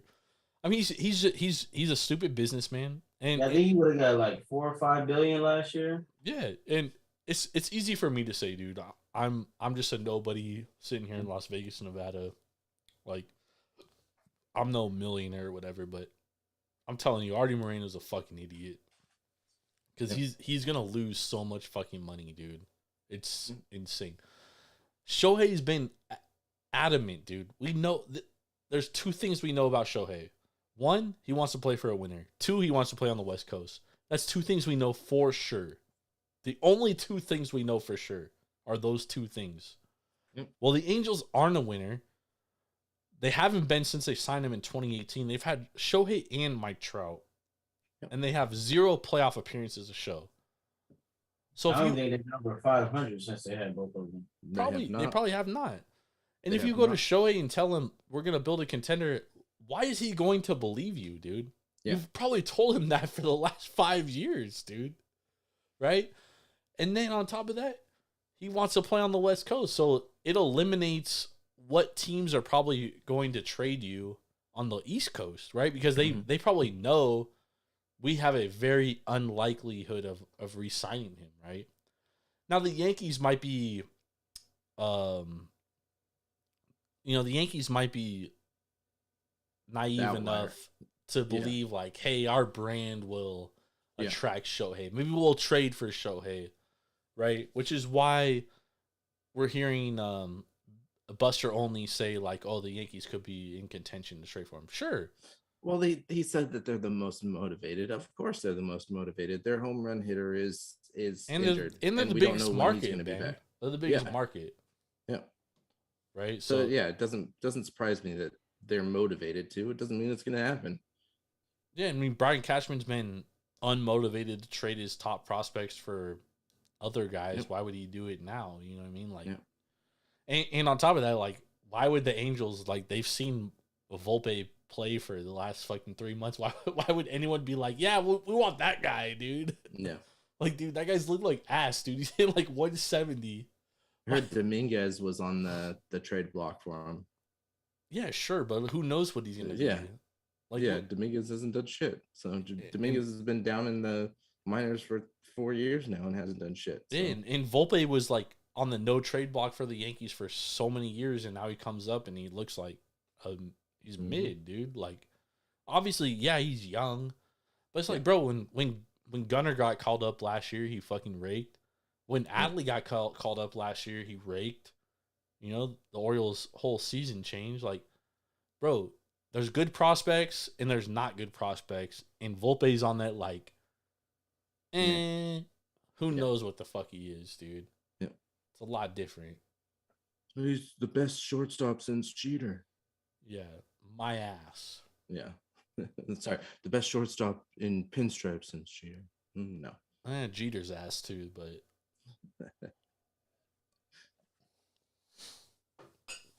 that's a discussion for another day. Oh yeah, we've had that discussion before. Irv agrees with me though. That's fine. It's 2 against What, 1 that- here. Volpe is mid as fuck. Nah, that Jeter is mid as fuck. Oh yeah, this most overrated athlete ever, See, told you, man. hands down. It's not You even guys close. are funny. No, it's the truth, You guys are funny. bro. If His he was whole, a regular Joe Schmo, if he played on any team except the Yankees, he wouldn't even remember his damn name. it's facts, bro. Nomar Garcia Parra was better than him, and nobody remembers Exactly. Nomar. And he did all his hype, and he was like the 4th or 5th best shortstop in his era. Dude, he never was the best shortstop He in was his never better entire than Miguel era. Tejada, never better than Nomar, never better than Alex Rodriguez while he was a shortstop. And that's just 3 off the top of my head. I can keep going. Well, he certainly was never better than Nomar, and nobody remembers who Nomar is, unless you are our age. Unless you're from Boston, yeah. So if you put Derek Jeter on any other team, nobody remembers him. He'd be Wade Boggs. And the only Boston was going to trade for Alex. Everybody knows who Wade Boggs is. Come on. Not everybody. Everybody knows who Wade You Boggs gotta is. love baseball to know who Wade Boggs is. Or you got to He, be in our fact, he age. wouldn't even be Wade Boggs. He'd be Omar Vizquel. Hey, Wade Boggs was a great fucking player. Wade Boggs, That's Tampa fair. Bay Rays legend, by the way. I know. I'm just saying. Ray Boggs is a better player than Derek Jeter to be, but yeah, dude is just overrated as shit because he played for the Yankees. It's facts. Simple. It's absolute facts, man. Yeah. I agree. Man, this has been fun, dude. We're like Look an at hour his and 50 Hall of We're minutes. at Fame. like 2 hours now, but I love Look it, at dude. Hall This is of Fame good. This is good percentage voted shit. compared to like Ken Griffey's and all them. So you telling me Derek Jeter is on the same caliber of player as Ken Griffey Jr.? it's more about Derek than there was. Hold on. Yeah. Ben, that's a great question, Irv. Yeah, so you telling me Derek Jeter is a Hall of Famer and Barry Bonds isn't? Well, no, that's a whole different story. Barry Bonds, you got to keep out of that. Barry Bonds should be in the Hall of Fame. It's the old fucking Joe Schmo group that doesn't see All right, Ben. like someone who wasn't even convicted or wasn't even test positive for steroids, keeping him out. Irv, me and Ben got in a huge debate one time about Derek Jeter. I said Derek Jeter was in the top 10 shortstop of all time. If you look at all time, hell no, he's not a top six. It depends Exactly, what you're bro. looking for, though. It I'm depends looking what at you're looking everything. Off the top of my head. It depends what you're looking for, though, because the big thing about Is Jeter he was better than his. Honus Wagner? No. No, Okay, but Is he Okay. better than Agreed. Nomar Garcia Everything. Parra? No. No. Is he Agreed. better than Cal Ripken Ozzie- Jr. No, hell no. Is he better than the Cal who? Ripken? Sorry, who was the last one? Cal Ripken Ozzie Jr. Smith? Cal Okay. Ripken Jr. No, Cal Ripken Jr. No, I didn't hear Ozzy. I just didn't Ozzy. hear. No, Cal Ripken spent most of his career at shortstop. He's Yeah. not better than him. He's not better than Alex Rodriguez. Nope. Who he gotta consider a shortstop because that's where he spent majority of his career. Yeah. Yep. That's what 5 or 6 already named. that's 6, I think. 6. Okay. Let me keep going. He's not better than Miguel Tejada. Questionable. I don't know about that. If you take Miguel Tejada's like best 4 years, yeah. But His career lasted longer. So Derek Jeter had overall, a he'd probably longer be better. career, yeah. But let's see. Because He's you top could 10. say the same thing about Nah, Omar that's top Vizquel. Like That's valid. Omar Vizquel might be a better shortstop, like long term, but Derek Jeter probably has like a better like 10 years than Omar, because Omar Vizquel played for like fucking 30 years. Dude, you know what I mean? 26, I think. He was yeah. he was in the league for a long ass time. Yeah, but Derek Jeter probably had like a better like shorter term than Omar Vizquel as well. That's why baseball is like a hard thing to gauge because of all this, right? But yeah, Derek Jeter overrated as fuck. He's probably the most overrated player in the history of Major League Baseball, to be Yeah, honest. is he better than Barry Larkin? Better than Alan Trammell? Definitely not better than Barry Larkin. Also, the dude from the Brewers, last name starts with a Y. Young? No, man. Yout. Robin Yount. Yeah, Robin Yount. Great fucking player. Royce Clayton. Giants legend. Rockies legend. Ernie Banks. Derek Jeter ain't better than Ernie Banks. No, he's definitely not better than Ernie Banks. He's definitely better than Royce Clayton, but Royce Clayton was like my favorite player growing up. So, shout out to Royce Clayton. There's so many different aspects that you can look at in baseball. So many different aspects to make him not a top 10 shortstop. But what makes Ben? What makes Derek Jeter so great? The only thing the best Derek Jeter had was his data tree. That's number one. That's elite. That is elite. What makes Derek Jeter so great, dude? He's your regular run-of-the-mill player that won 4 championships with the Yankees. Bro played on a team where his starting pitchers were Roger Clemens, Mike Mussina, and fucking David Cohn, and also Andy Pettit. Yeah, like bro, and they had Mariano Rivera as a closer. Yeah, bro. Fuck all that shit. He's the most overhyped. By the way, 2002. Jordan's so bitter about this. Yeah, because hey, we all know as baseball fans, dude. There's replay. Jeremy Giambi's safe, and the legend of Derek Jeter doesn't exist, dude. We know. We already know, dude. We know. We're okay with it. We've succumbed to the truth, dude. Dang. Even Derek Jeter himself said on Fox Sports TV that Jeremy Giambi was safe.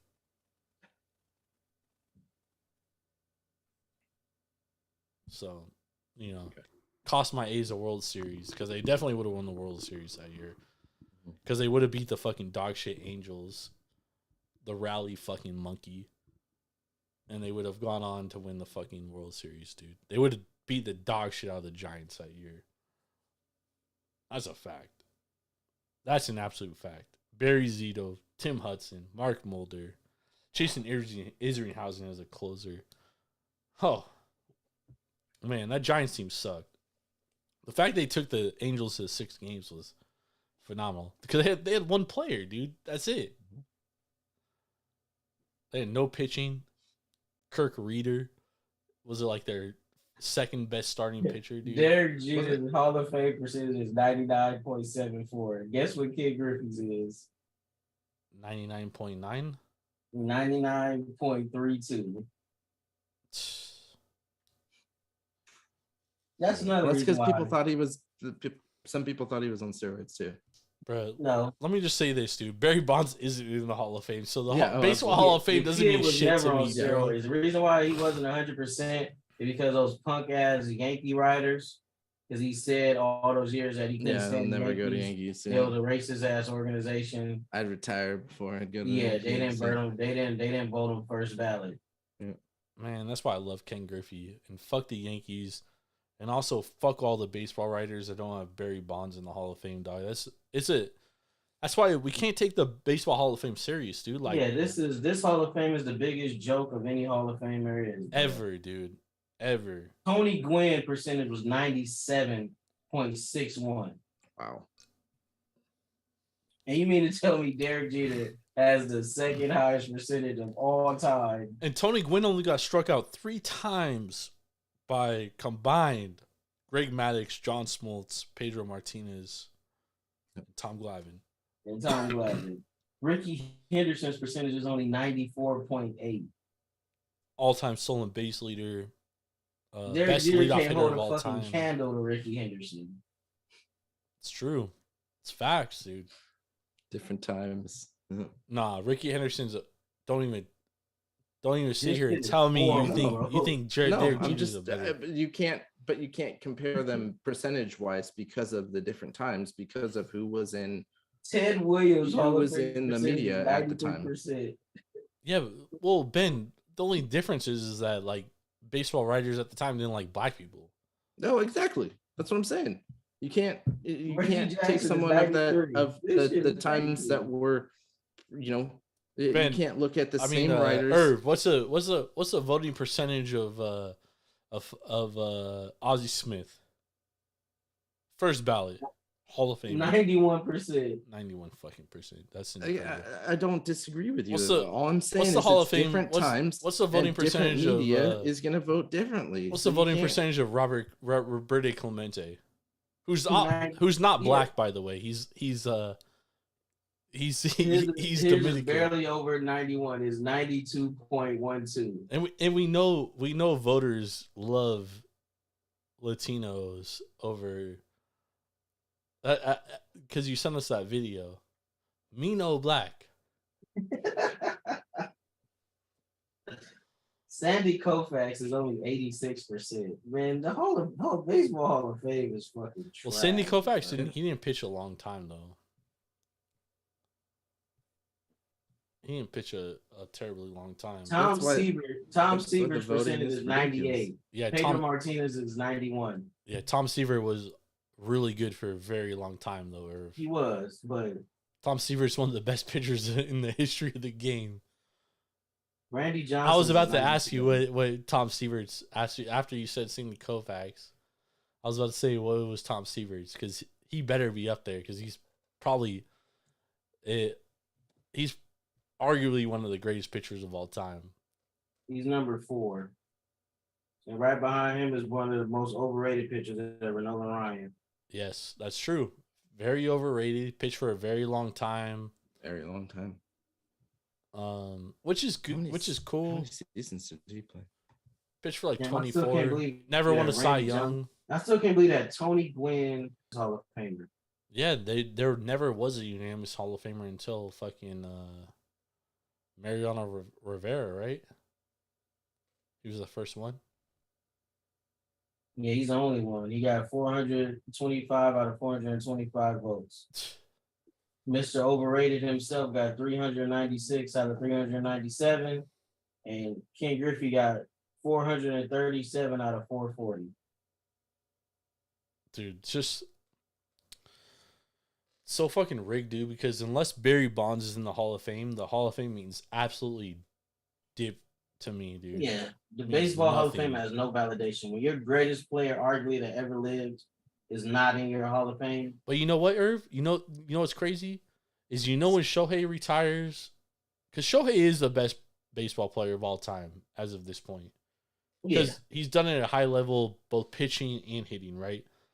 He's gonna retire, he's gonna get voted in, and everybody's gonna forget about the fucking Barry Bonds thing. that's true too. And that's a sad thing though. That's why we as people on we've content, we're on a platform, we need to push this shit, dude. Like Barry Bonds is the best player to ever play the game before Shohei Ohtani. And maybe Shohei's like maybe he has a great 5-year run. Maybe he's never the same after this. Yeah, I was gonna say, what if he gets hurt? Yeah, what if he gets hurt? What if next year he signs a $600 million deal and he's a fucking 6 ERA pitcher? Yeah. Because I mean, this year his pitching numbers are down this year, right? What if they continue to slide? And he's the king of the solo home run this year. I think he has what, 36 home runs? Or how many solo home runs does he have? Probably 28. I was gonna say 27 or 28. Do you have the number? Let me look it up. I thought that's what he was doing when I said it.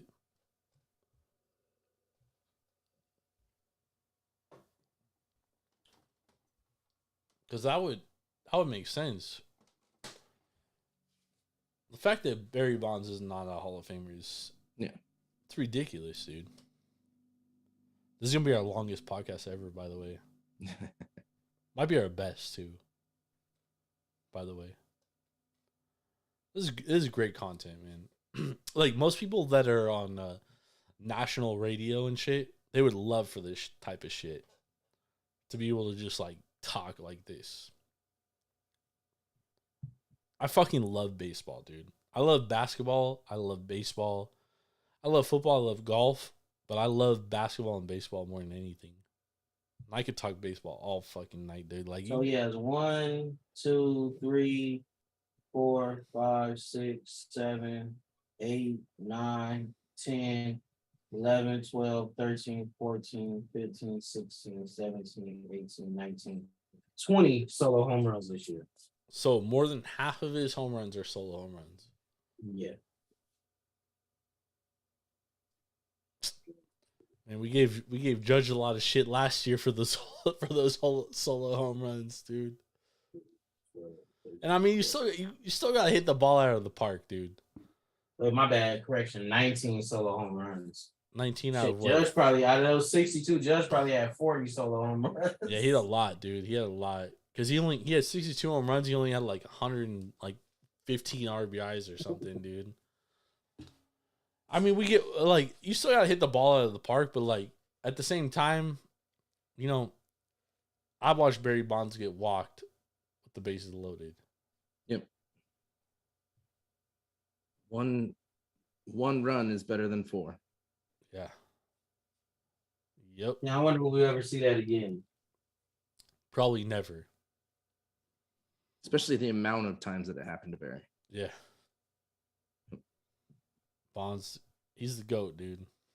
Best hitter I've ever seen in my entire fucking life, dude. Yep. And as good as Shohei is, he can't hold a candle to Barry Bonds hitting. Now he can pitch better than Bonds, I'll give him that. Yep. But he cannot hit better than Barry Bonds. Or field better than Barry Bonds. Yeah, I was going to say we're a better outfielder. Yeah. And they both might be equal base runners, and Barry Bonds in the prime of his career was way better base runner in my opinion. Barry Bonds, greatest player of all time. I'm glad we all agree on that. Even Irv, a Dodgers fan, agrees on that. He always respected Barry Bonds. Always loved his game. Only mistake he ever made was playing for the Giants. But which I understand. His goddad played for him. His dad played for him. So you got to give it to him. And he turned down wearing number 24. Willie Mays said he could wear it. He said, "No, I couldn't do it, goddad. I'm just gonna wear 25." Now 25 is retired. Yep. Yeah. 25 should be retired across all of baseball.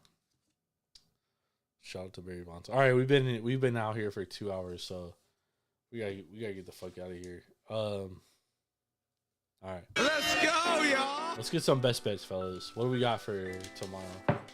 I got 2 Marlins money line and give me the over for the Yankees and the Angels. Why? You got Griffin Cannon on the mound, gives a number of cannonballs. And you got your boy Severino on the mound, has the 7.3 ERA.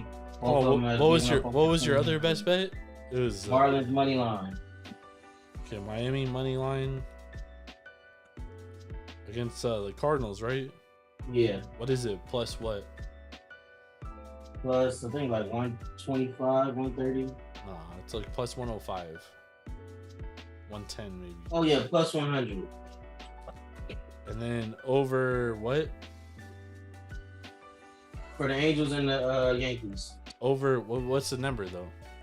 I think it's 9. Over Let me 9. make sure. 9. All right. Ben? I'm going to go San Francisco Giants over the Reds. I'm going to go run line here at -1.5 because money line value is not good. We got Logan Webb on the hill, and then you got Brandon Williamson is a left-handed pitcher, but Giants are actually hitting lefties better than they are righties right now through the season. So I'm going to go Giants over the struggling Reds. -1.5. What is it? Plus what? I don't have the run line value here. I'll tell you in just a second. It's plus 110. After you make yours. Well, fellas, y'all already know where I'm going. I'm going with the best team in the American League, the Baltimore Orioles, -105 against The dog shit Dodgers. Nah, I ain't gonna say that. I like the Dodgers. However, there's two key things which I think benefit the Orioles in this game. Number one, Evan Phillips, not available. Number two, Brusdar Graterol, not available. Number three, a rookie pitching who hasn't pitched more than 6 innings all season, going against Grayson Rodriguez, who has lit up AAA pitching since he's been set down there. I love the Orioles minus 105. I guarantee this closes Orioles minus 120, minus 125. So get it now. The Orioles are the play.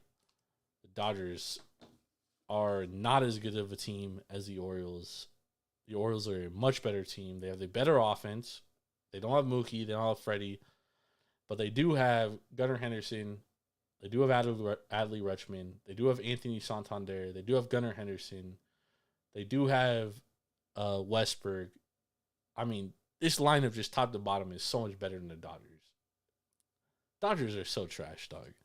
They're just lucky they play in a fucking dog shit division. I'm just trying to make Irv mad right now. He didn't even budge in. He's not even listening. I don't pay attention to that shit. That's like him telling me his second favorite team is the Orioles too, dude. Bucks, that's like him telling me the Bucks have a better history than the Lakers. Nah, we're honorary. Not my favorite team. We're honorary Orioles fans. So Irv's trying my so favorite AL team because I like what they're building. I like all their young talent, and Allie is a beast. And he if won. it comes down to my Dodgers and the Orioles, just fuck the Orioles. Just fuck everybody in MLB. And twice on Sunday. Well, the Dodgers are losing tomorrow. That's fine. And if they lose, and if they win, you gonna come over here on Tuesday saying how dog shit the Orioles are. I'll never say how dog shit the Orioles are. I will say, like, this could be a situation where, like, we had the Guardians on Saturday and the Guardians out hit the Rangers fucking 5-3. They outplayed them and they fucking managed to lose 2-0 because they couldn't fucking get a hit with the runners in scoring position. I mean, shit happens in baseball. You know what I mean? That's baseball. Don't make you the better team or not. But the Orioles are definitely a better team than the Dodgers, in my opinion. Dodgers might have the two best players in the series for sure, in Mookie and Freddie. But you talk about the next, like, 7 best players are all in the Orioles. And the Orioles definitely have the better bullpen. They got, best closer in baseball in Felice Bautista.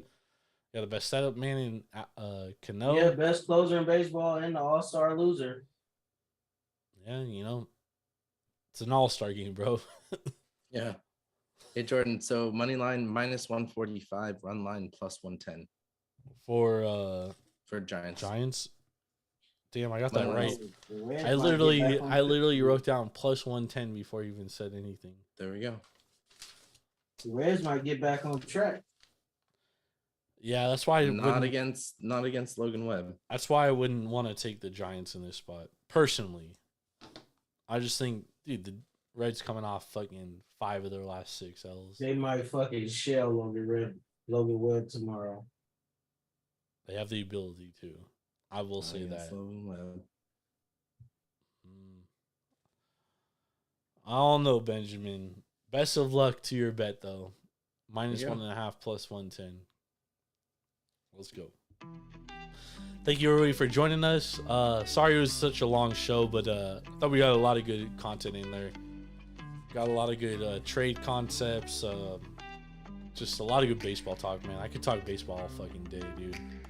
So being on here for 2 hours and 10 minutes is nothing to me. I could have done this for another 2 hours, dude, and not even have been fazed by it. So thank y'all for joining us. Tap in with us on Tuesday. We'll be doing our MLB preview and pick show for the Wednesday slate. We'll be back on with Irv and Ben. Follow us on Twitter at SwerveandEveryTSP, at JordanRulesTSP, at Taproom_sports. Make sure to subscribe to our YouTube at Taproom Sports Podcast, twitch.tv/Taproom Sports. We love y'all. Thank you for supporting us. We appreciate y'all a lot. Mountain West preview show on Wednesday as well with AK. Y'all have a blessed Monday. We'll see y'all on Tuesday. We out. Peace. Later.